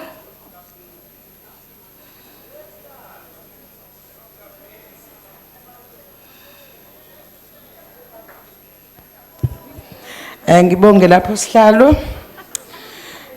Njengelunga le EFF ngokulandelayo ake kukhulunywe ngale nkinga ngendaba yamasiko omhlanga ozintombi lawa suke kuhanjwa kwaNongoma lamasiko mahle kakhulu ngangokuthi mahle ngokuthi avuselela namasiko nezimilo zabatana bethu abazukulu. Kodwa manje esekufanele ke sixoxe ngakho sekunento esingazisihlava sivelaphi lesokufa kweingane ziyalapha emhlangeni nalomkhayizo ukuthi ake kubhekwe lamadoda amadala ahamba yelapha ephethe imithi eqabela izingane zethu uhlanga lomhlaba ake lisukumele kuxoshela amadoda afuna izingane zethu ezincane ngemithi eyihayizisa. Ngiyabonga. Ngiyathokoza bamu. ANC babekhoza.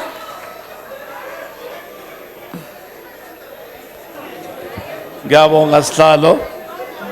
Order, honorable members, order. I move, Chairperson, on behalf of the ANC that in its next sitting, the House debates the qualifying criteria for National Student Financial Aid Scheme funding with special reference to the missing middle. I thank you. Thank you. DA. Chair, thank you. I hereby move on behalf of the Democratic Alliance that at its next sitting, this House debates the Minister of Water and Sanitation's proposal on acid mine water desulfuration plants across South Africa. Thank you.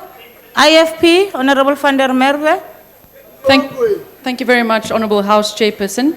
I hereby give notice that I shall move on behalf of the IFP that this House at its next sitting debates the critical shortage of social workers in our country, which negatively impacts on the lives of the most vulnerable sectors of our society. Thank you. ANC, EFF first. Mami. Ngiyabonga sihlalo.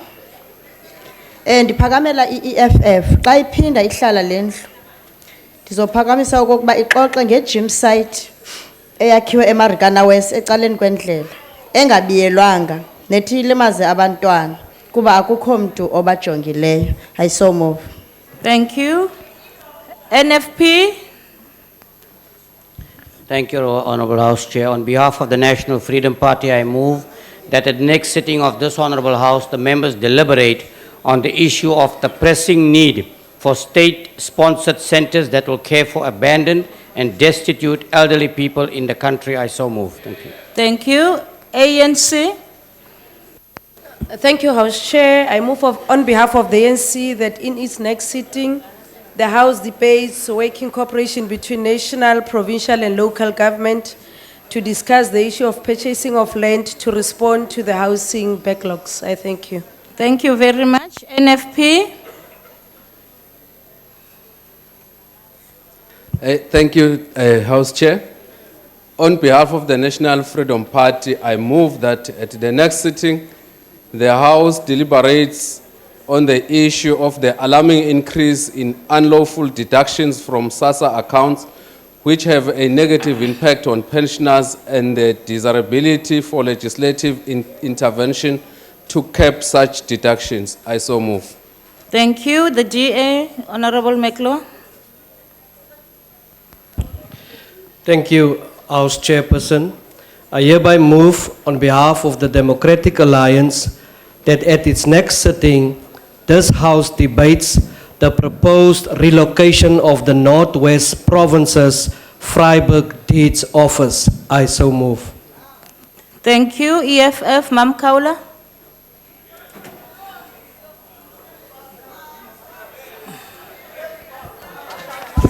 Akudlalwa phela la EFF neke kubonakala ukuthi ifikile lana.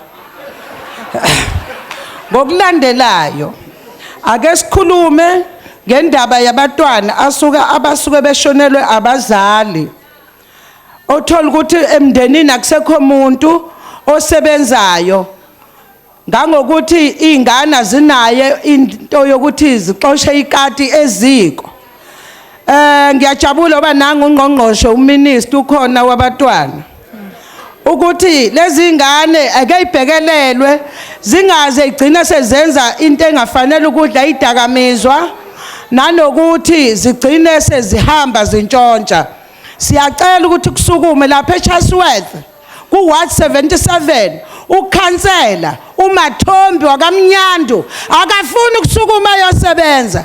Ingane ihleli endlini engawa noma yinini. Sikhona ke njenge EFF la sizizodlala sizosebenza iconstituency yami eThekwini lalelani ngempela kudlalwa. Ngiyabonga Mam Kaula. As we do that, let's remind one another that we are not doing statements. Is there any other member who wish to ANC?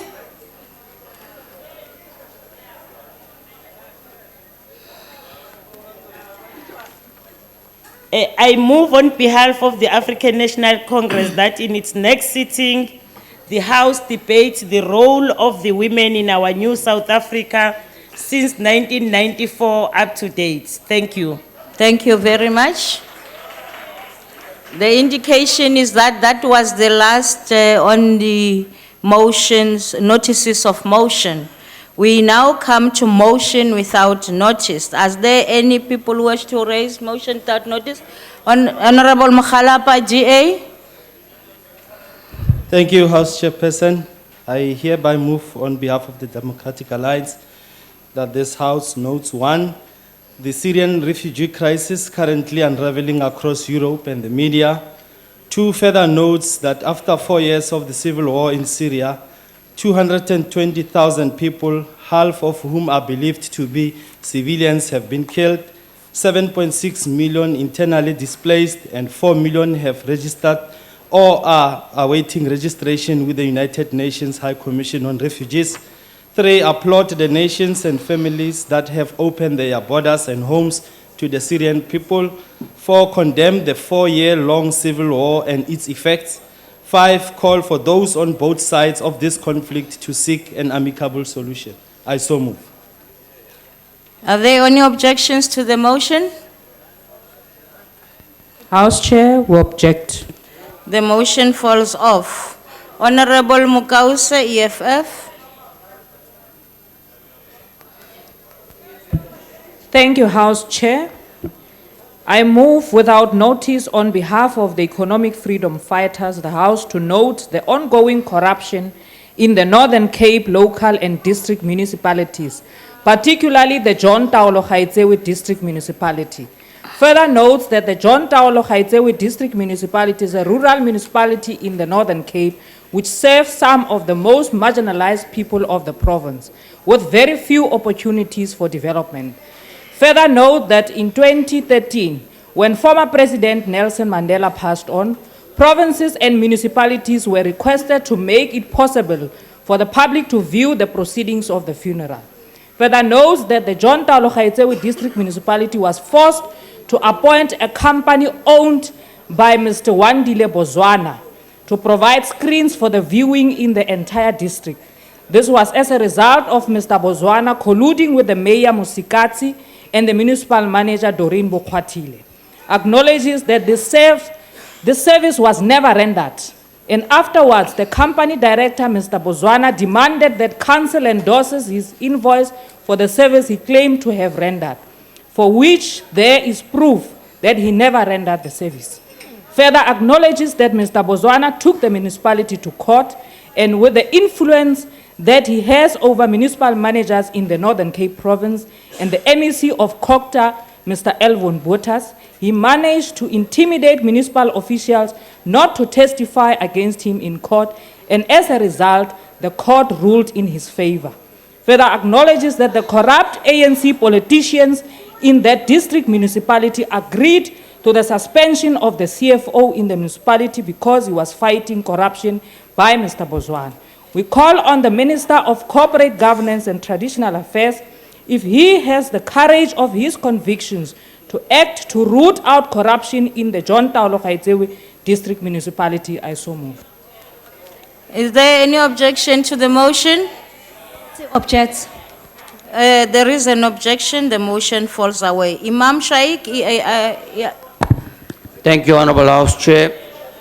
On behalf of the National Freedom Party, I move without notice that this Honorable House notes that the 2014 Global Age Watch Index has ranked South Africa in 80th position out of 96 countries when measuring the health status of the elderly, and also notes that the index measured the well-being of older people in 4 key areas, namely income security, health, personal capability, and an enabling environment.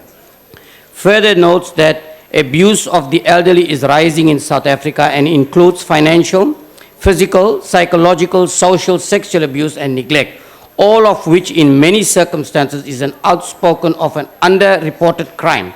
And finally notes that with South Africa's rapidly aging population, it is estimated by 2031, the population aged 65 years and over will nearly double, which means that the problem of elderly abuse will become even bigger in future. Wherefore, we call upon this Honorable House to express its disappointment at the low ranking of South Africa on the global scale and take a stand against elderly abuse in whatever form and encourage communities to take care of the elderly. I so move. Thank you. Thank you. ANC, no. Do we have any objection to the motion? We object. Objected to, it falls down. ANC?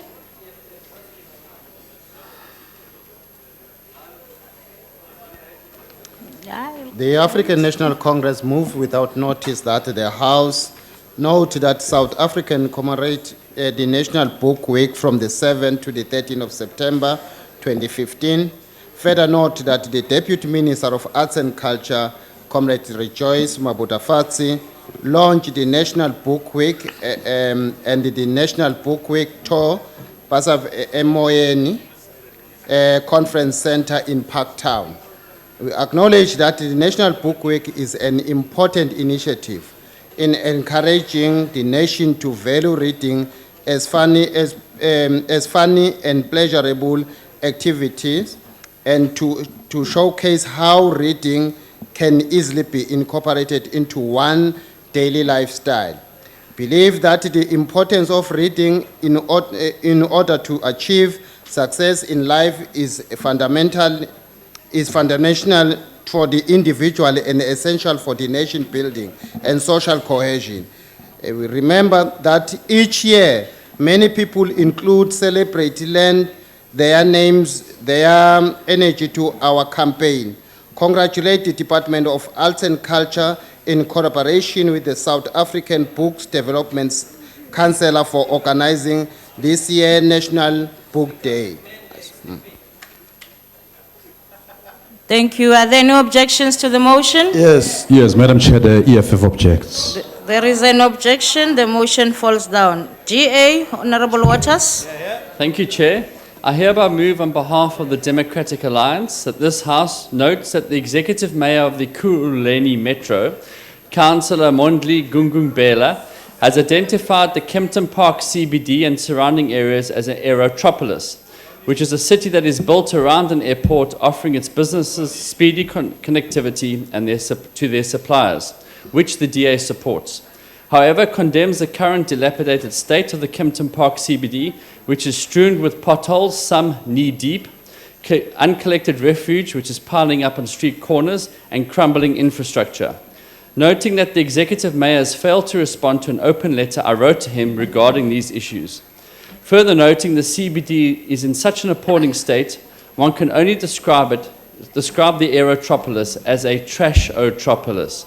Acknowledges that given its industrial strength, Ekurhuleni Metro can and must become an example of how a metro can create an environment that ignites job creation.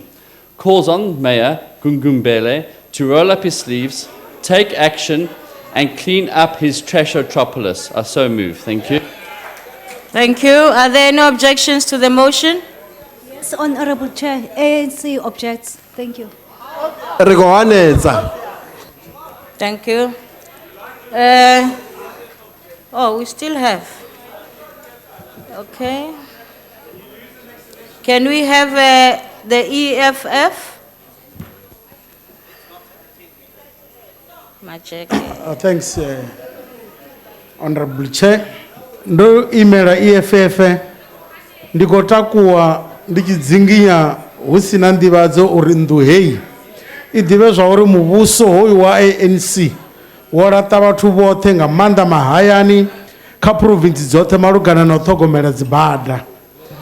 U ḓivhe uri dzibada ndi madindi ndi dzi pothole a dzi ngo taliwa a dzina dzi tswayo dza bada a dzi vhonali. Nnḓu i dovhe i ḓivhe zwauri nga mulandu wa u sa vha na dzi ḓirata fencing dziphukha na dzifuwo zwi khou vhanga dzikhombo dzibadani. Vhathu vha re na mimoḓoro vha khou badela mithelo ṅwaha muṅwe na muṅwe mara masheleni ha khou shuma u ṱhogomela dzibada. Zwino ri arali muthu a sa badela muthelo muvhuso hoyu wa mu konḓisela a fariwa uri a badele muthelo. Zwino mivhuso na mimasipala kha vha shumise tshelede ya mithelo ya dzigoloi u ṱhogomela dzibada dzashu. I so move. Are there any objections to the motion? Objects. Is that an objection?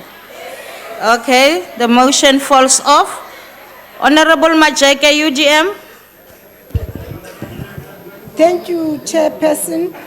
I move without notice on behalf of United Democratic Movement that the House notes that the South African judiciary and the people of South Africa are mourning the death of the late High Court Judge Hasina Mayat, who passed away on Monday, the 7th September 2015. Further notes that Judge Mayat has been described as a very committed, humble person and one of the pillars of the Gauteng division, a brave, smart, and decisive jurist in handling difficult cases, has served the nation with distinction. The country has lost a leader, a warrior, a role model in the legal fraternity. We send our condolences to the family, friends, and the legal fraternity. I so move. Thank you. Is there no objection to the motion? Can you please use your mic? Oh, no objection. No objection. Agreed to. Honorable Shangwa.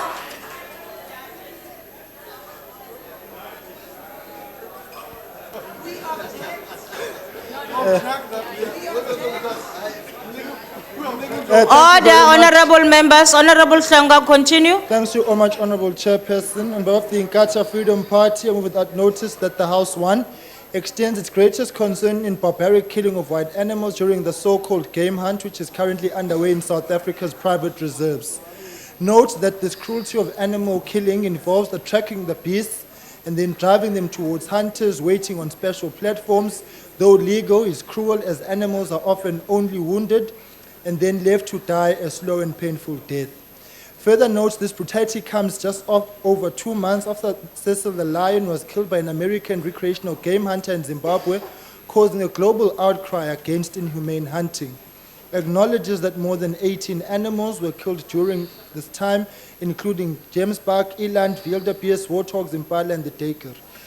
Congratulates the NSPCA for successfully obtaining a warrant to gain access to the farms and can bring charges against the organizers if they see the signs of cruelty towards animals during the hunt. I so move. Thank you. Are there no objections to the motion? House Chair, we object. Obvious. Thank you. The next one is Honorable Imam Shaikh, NFP. Thank you, Honorable House Chair. Another good story to tell. On behalf of the National Freedom Party, I move without notice that this Honorable House notes that the South African police have revealed that 10 drug factories operating from upmarket suburban homes and holiday flats in KwaZulu-Natal have been discovered and closed by police this year with more than 30 million rand in drugs seized. And also notes that these suburban drug laboratories are found in Margate, La Lucia, Bellito, Hillcrest, Pinetown, and one in an upmarket flat at the Point waterfront. And further notes that the lucrative drug trade in KwaZulu-Natal, which is supplied by 3 suburban factories, are controlled by 3 main syndicates dealing in crack cocaine, hydroponic grown dagga, and as well as sugars and wunga. Finally notes that the closure of these drug laboratories come about as a result of the tireless work of Captain Devon Mudley, a senior narcotics investigator, and his elite crime unit within the Hawks. Wherefore, we call upon this Honourable House to congratulate Captain Devon Mudley and his team on their success in shutting down suburban drug laboratories, which are fueling the drug trade in KwaZulu-Natal, and encourage communities to join the police countrywide in their fight against the scourge of drugs, which is tearing away at the social fabric of our country. I so move. Thank you. Do you have any objection to the motion? Thank you. The motion falls off. Honorable Minda PAC.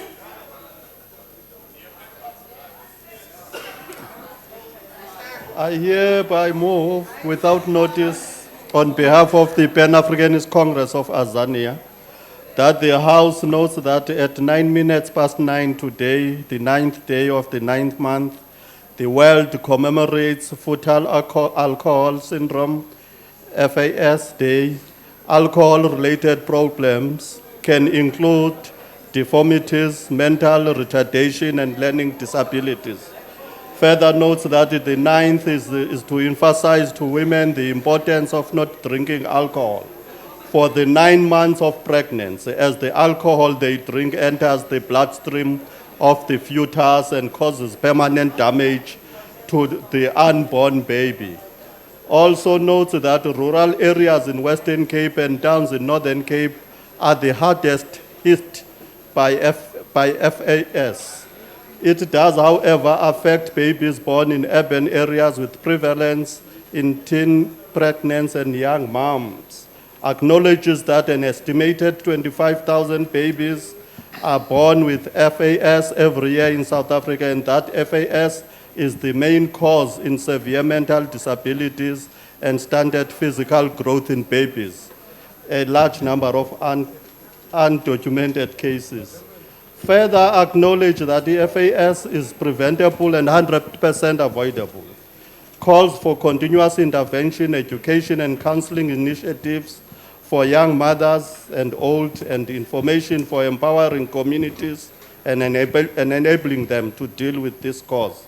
Further calls for the serious look into mental health in our country. Greater investment and focus is needed in the area of mental health. I so move. Thank you very much. Is there objection to the motion? Honorable, we object as the EFF. Thank you very much. We ANC?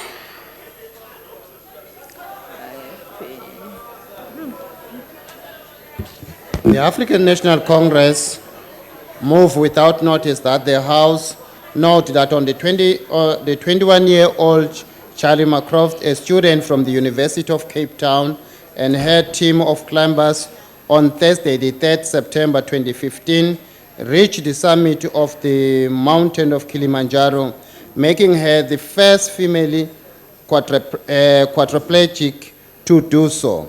Further note that the disability activist is the co-founder of the non-profit Charlie's campaign. Recognizes that the climbing group had been planning the Kilimanjaro trip for 2 years before traveling from Cape Town to Tanzania in the late August 2015. We recall that McCraft, who has cerebral palsy, was awarded the 2011 International Children Peace Prize in 2012. She became the first ever recipient of the Nobel Peace Laureate Medal for the social activists. Further recall that she was also a youth keynote speaker at the 2012 UNICEF conference in Paris on inclusive education. And in 2013, she was awarded the World Children Youth Award in New York. We believe that Charlie is a source of inspiration and a role model to the young people with disability and living example that people with disability can also reach and fulfill their dreams. And congratulate Charlie and her team of climbers for the tremendous achievement that they've done. We so move. Thank you. Do we have any objection to the motion? EFF object. Thank you very much. The motion falls off. IFP, Honorable van der Merwe. Order, honorable members. Honorable van der Merwe.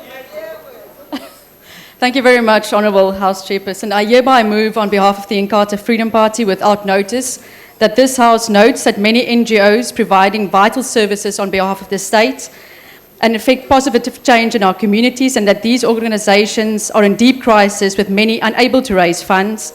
Acknowledges that civil society organizations such as the Treatment Action Campaign play a crucial role in raising awareness on HIV/AIDS, while an NGO Dignity Dreams is lobbying support for the 2 million young girls in our country who miss 60 days of schooling each year because they cannot afford sanitary towels.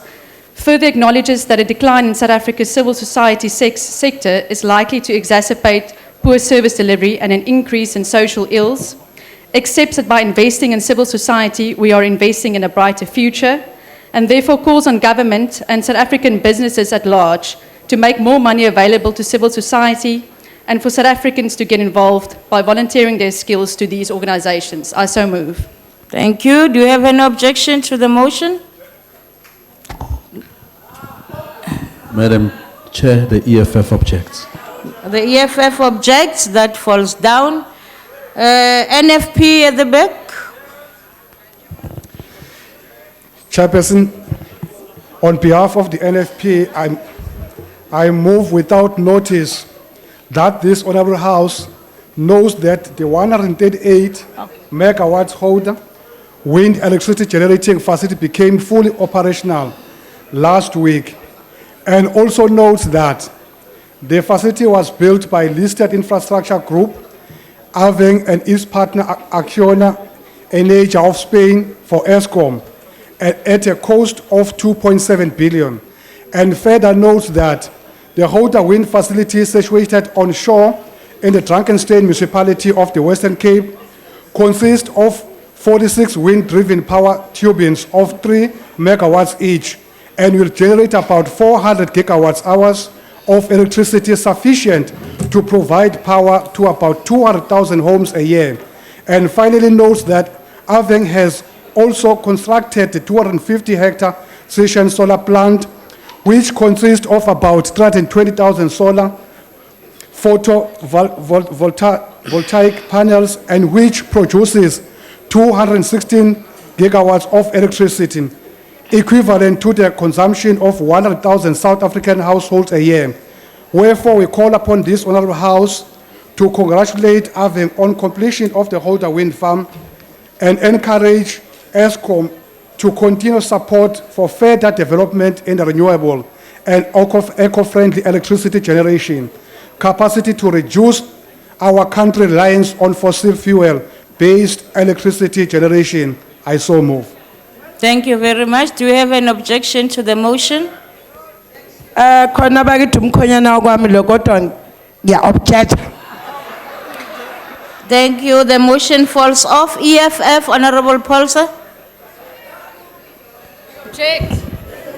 Thank you, Honourable Chair. I move on behalf of the economic freedom fighters without notice that the House, 1, notes the treatment of fishermen and women who continue to be subjected to horrendous working conditions in the coastal areas of the Eastern Cape.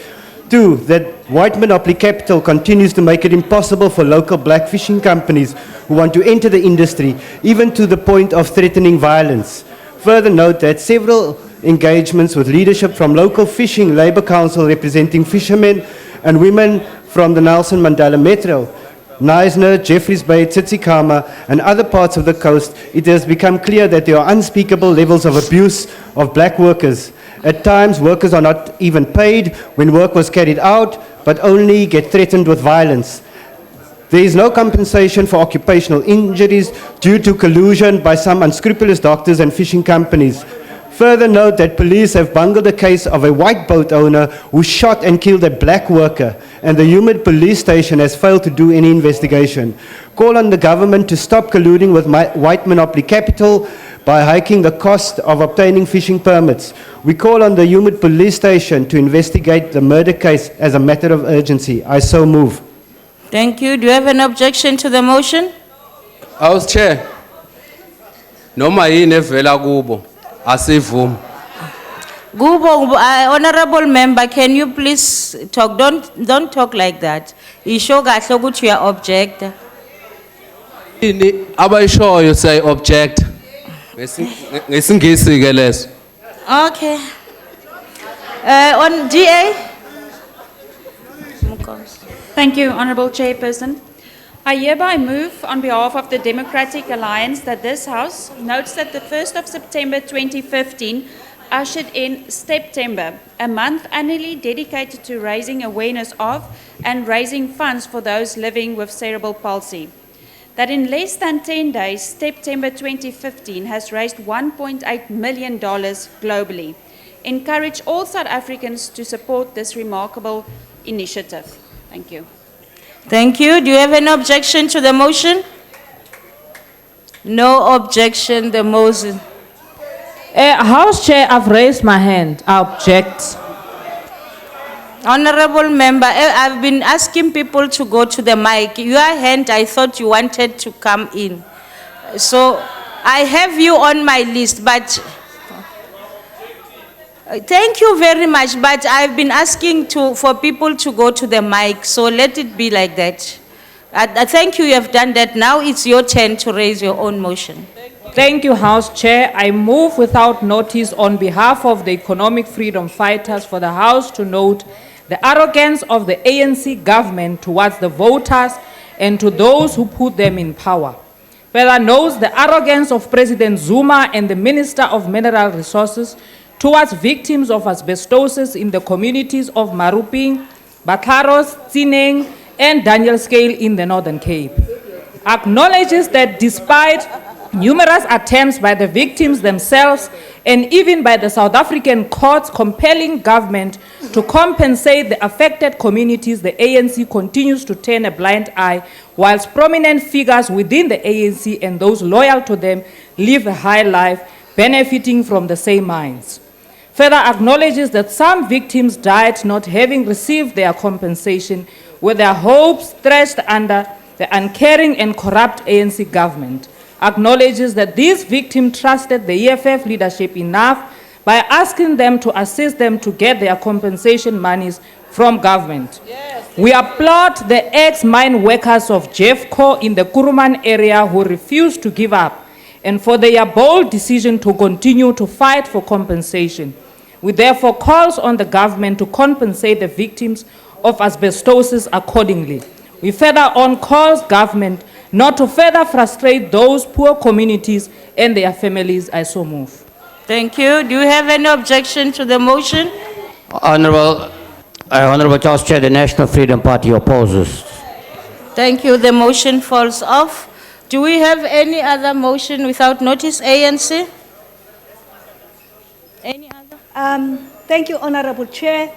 The African National Congress moves without notice that the House welcomes the launch of the Department of Science and Technology National Research Foundation under the theme Critical Thought in Africa Humanities by the Minister of Science and Technology, Honorable Pando, on Wednesday, the 2nd September 2015. Notes that UWC was chosen by the international panel as the recipient of the flagship, a process which consisted of the presentation by UWC Center for Humanities Research. Acknowledges that the flagship is founded on the 3 research thematics: asthmatic education, the becoming technical of human, the migrating violence, and further acknowledges that the flagship will convene a public lecture series in the Eklon, Cape Town, and establish a Factory of Arts in the former District 6 in the effort to engage further with members of the public. Recalls that this flagship on critical thought in Africa Humanities is a planned platform for the scholarly exchange, artistic creation, and public inquiry into African political subjectivity, art and society, technology and the human. Further recalls that it is designed to host scholars and students from South Africa universities, public institutions, and national and international research bodies in a collaborative initiative to forge the next generation of humanities scholars, committed to demands of building a post-apartheid South Africa, and congratulates the Minister, the Department of Science, and all other role players on launching this new initiative on critical thought. So we move. Thank you. Do you have any objection to the motion? Chairperson, the EFF proudly object. Thank you. The motion falls off. EFF, Prasa. Thank you, Chairperson. I move on behalf of the economic freedom fighters without notice that the House notes that the first agroecology project undertaken by the Philippi horticultural area was launched on Saturday, the 5th of September 2015. Further notes that agroecology has been proven to be a more sustainable form of land usage as opposed to aggressive agricultural approaches that destroys the quality of agricultural soil. Acknowledges that the Philippi horticultural area is the breadbasket of the city of Cape Town, producing 150,000 tons of vegetables per annum. Further acknowledges and commends the drivers of the project, Natalie McCaskill, Nazir Sunday, and Susanna Coleman, and volunteers from across the Cape Flats for their commitment to saving this valuable area from the greed of the myopic city of Cape Town government. Notes that this area is currently under threat to be used for housing purposes by the city of Cape Town, whereas the 40-hectare Rondebosch Common would be more suited for housing. At present, the Common, or as it was known by Khoi, Tsui Gawab, is being used by surrounding community to walk their pets. Further notes that the 572 hectares of Philippi horticultural area is ideally suited as an agri-village where 250 families working in the area and living in the informal settlements, and if given 2 hectares of land, can be housed, feed themselves, and engage in a sustainable livelihood, generating activity instead of giving the land to developers to build gated villages for middle-income groups. I so move. Thank you. Do you have any objection to the motion? He forgot to say white monopoly capital as usual. Do we have any objection? Thank you very much. The motion falls away. Any other motion without notice? ANC? Thank you, Honorable House Chair. Order, Chair. Who objected our motions? The Chief Whip of the DA. He didn't. Honestly speaking, he did at the end. He did. Continue, honorable member. I heard him. Continue, ANC. Thank you, Honorable House Chair. The African National Congress moves without notice that the House notes with sadness the death of Mr. Big Boy Nelson Moshego, a mathematics teacher at Kutselani Secondary School at Kabokweni in Mpumalanga Province, who collapsed while playing soccer on Sunday, the 30th August 2015, at Elijah Mogo College Sports Ground, and passed on at the Nelspread Medi Clinic on the 31st August. Honorable members, sorry. Please, the noise levels are high. I can't even hear. Continue, member. Further notes that the late Big Boy Nelson Moshego was born at Mbonisweni Trust in Mpumalanga Province on the 20th July 1962. Acknowledges that he received awards after awards at the Insika's Circuit as #1 maths educator. Further acknowledged that he produced many academics around the community of Kabokwenu and entire district. Remembers that Mashiko, nicknamed Botsotso, was very passionate with soccer from his childhood and assisted the school as a soccer coach and a player for Kabokeni Old Crocs. Believes that his death is a sad loss to Mpumalanga Department of Education and the entire province. And we convey our condolences to his wife, Me Sophie Mashiko, and his only son, Cyril Mashiko, as well as his two brothers and the Kutsalani Secondary School. We so move. Thank you. Thank you. Any objection to the motion? We object, Chair. Thank you. The motion falls off. No other notices of motion, I believe. Order, honorable members. Honorable members, on Thursday, the 13th August 2015, a point of order was raised during a debate on the Marikana Commission of Inquiry report by Honorable B.A. Khadebe in response to remarks made during the speech of Honorable J.S. Malema. I undertook to study the Hansard and returned to the House with a ruling. Having had an opportunity to study the unrevised Hansard, I wish to rule as follows. Honorable Malema said the following. What this means is that the ANC government, with the influence of business politicians, in particular Mr. Cyril Ramaphosa, premeditated the killing of mine workers in Marikana. They engaged in what is known in law as conspiracy to commit murder, unquote. Honorable Malema further said, Mr. Cyril, worker murderer Ramaphosa, played a central role in influencing the police, unquote. While the Constitution, honorable members, affords members of the Assembly freedom of speech, this freedom is subjected to the rules and orders that the Assembly imposes on itself. Rule 63 states that no member shall use offensive or unbecoming language. This is a broadly framed rule in order to allow as much freedom of speech as possible. However, remarks which reflect on the integrity of a member of this House or impute improper or unworthy motives or action to that member are unparliamentary. Such allegations can only be brought to the attention of the House by way of properly substantiated motion supported by evidence.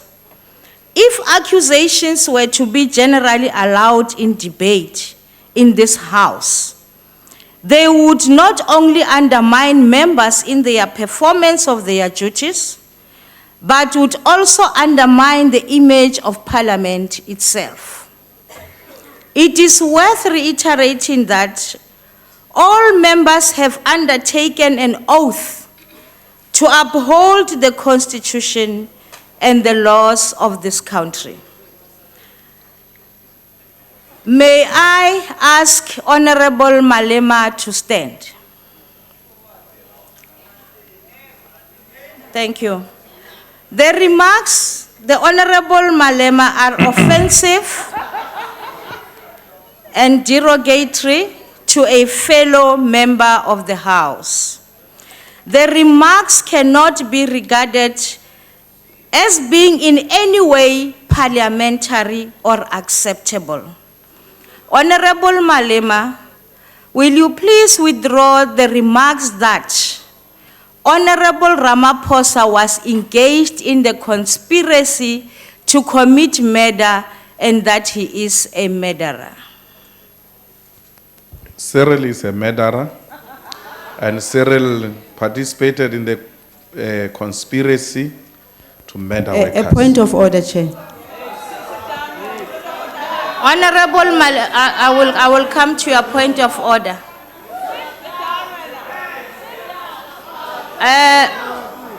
Honorable member, please let me finish with honorable. I'll recognize you. Please, Honorable Zulu. Honorable Malema.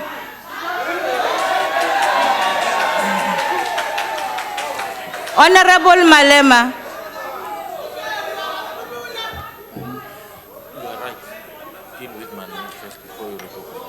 Honorable Malema, in other words, I ask you to withdraw. You reiterate what you said.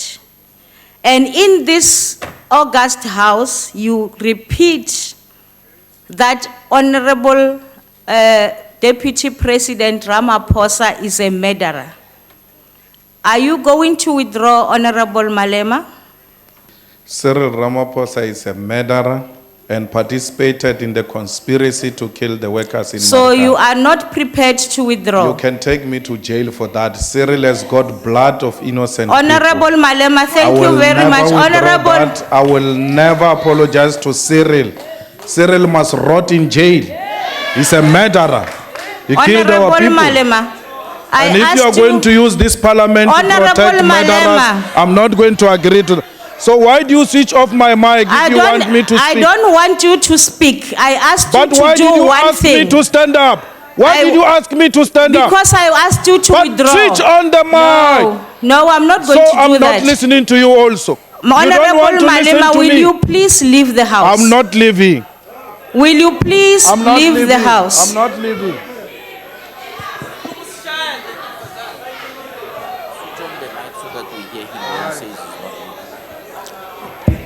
Honorable Malema. Honorable Malema. Call those people to come and remove me. Honorable Malema. Those bouncers you have I'm not hired there. to come and kill us here. In the same way you kill Honorable people in Malema. Marikana. Call them. Will I'm you not going please- anywhere. Will you please I'm not leave going the- anywhere. I'm not leaving. Honorable members.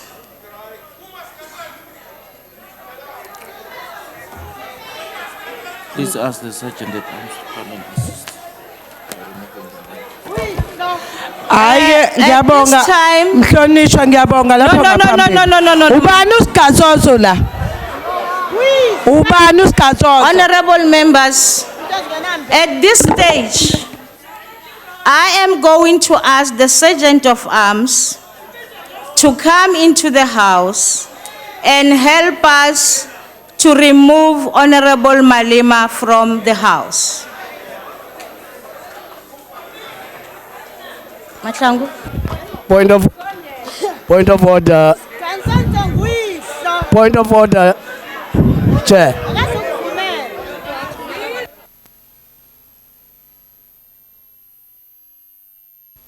Point of order, Chair. Point of order, Chair. Chairperson, can I raise order here? Can I please be allowed to speak here? Chairperson, can you please allow me to speak here?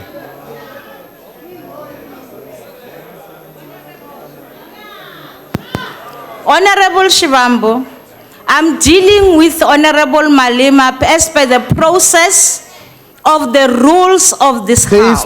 There is no rule. Can I please speak? Of the rules of this house. Can I speak? I'm here? not going to allow anybody to interrupt what the processes of this house.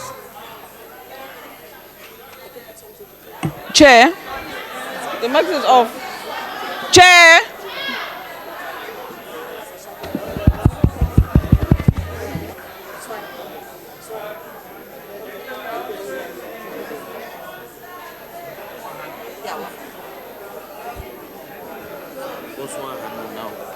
Chairperson.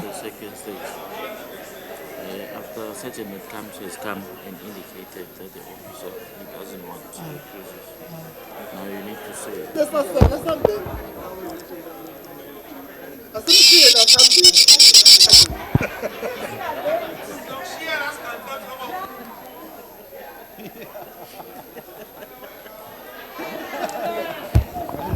Chairperson. Honorable members, order. Chair. I have been informed. On a point of order, Chair. I'm busy with the process, honorable member. Please allow me to do. I just want to clarify something. Honorable members, please order. I have been informed. Not talking to you, by the sergeant at arms. Chair, but I'm rising on a point of order. Honorable, no, there's no order in this one. I'm Chair, not allowing, and if you are not, okay, let me not even go into that. It's Rule 67, Let me deal Chair. with what I am busy with. Let me not be disturbed. Honorable members, I have been informed by the sergeant at arms that Honorable Malema will not leave the house. Now, Honorable Malema, I have given you an opportunity to comply with the directive of the chair as assisted by the sergeant at arms. As this conduct is now interfering with the ability of the house to conduct its business, I now call upon the Parliamentary Protective Services to assist the sergeant of arms to remove the member from the chamber so that house can proceed with its business. Can I get that sergeant of arms to assist us?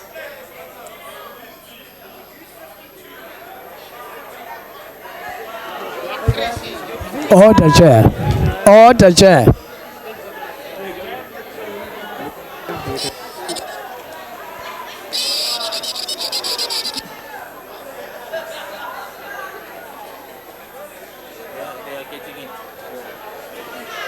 And then how do we continue this one?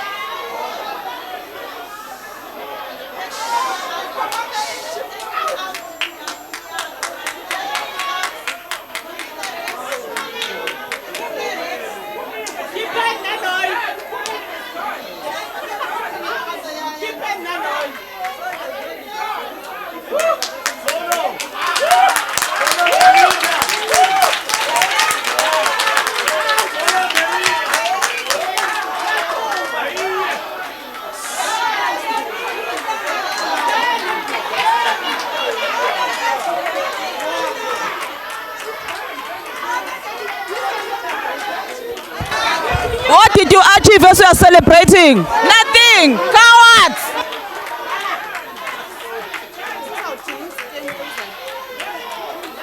Thank you very much. Order, honorable members. Order. Honorable. May I please complete the process, Honorable Steenhuisen, if you will pardon me and take your seat. Yes, I will. Honorable members, a member who is removed from the House, from the chamber in terms of sub-rule 2 is thereby immediately automatically suspended for the period applicable as provided in Rule 54 and may not enter the precinct for the duration of the suspension.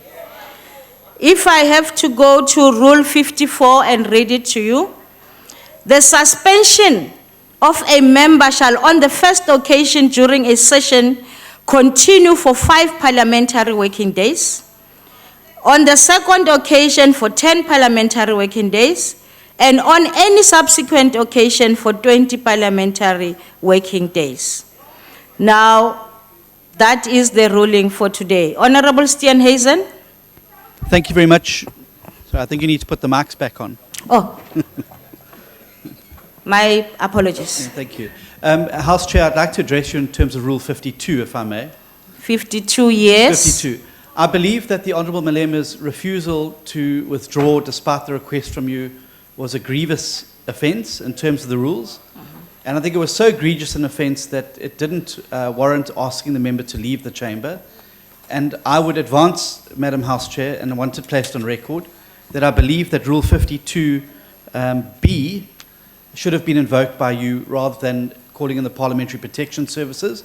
There was no disruption to the proceedings. There was no threat to anybody's life here. And I think that a more appropriate direction for you to have gone would have been 52B, which would have avoided... If you don't mind, I'm taking a point of order. I'm listening to you. Please, honourable members. I can't hear you. And I think that 52B would have been a far more appropriate way to do it. The situation which you've employed this rule is not the situation in which we envisaged when the Rules Committee discussed it. And I already hear that the honourable member there says it's coming for me as well. You can do it for you. Honourable Steenhuisen, you are addressing me. Can we deal with this? I'm happy for you to do it for me. You can do that whenever you want. Bring them in whenever you're ready. Address me, Honourable Steenhuisen. I am addressing you, but it's very difficult to do so when I've got a harridan screaming in the corner. But to say to you that I don't believe that this has been the correct application of the rules, and I would like the Democratic Alliance's view placed on the record. Thank you. Honourable Steenhuisen, in this House, we have voted for a rule that addresses such conduct that was displayed today by the Honourable Malema. And I have been following those rules that we've all adopted. And having said that, honourable members, if there is anybody who is not happy with the ruling, we know what to do. And may I say, that brings us to the end of the business today, and the House is adjourned.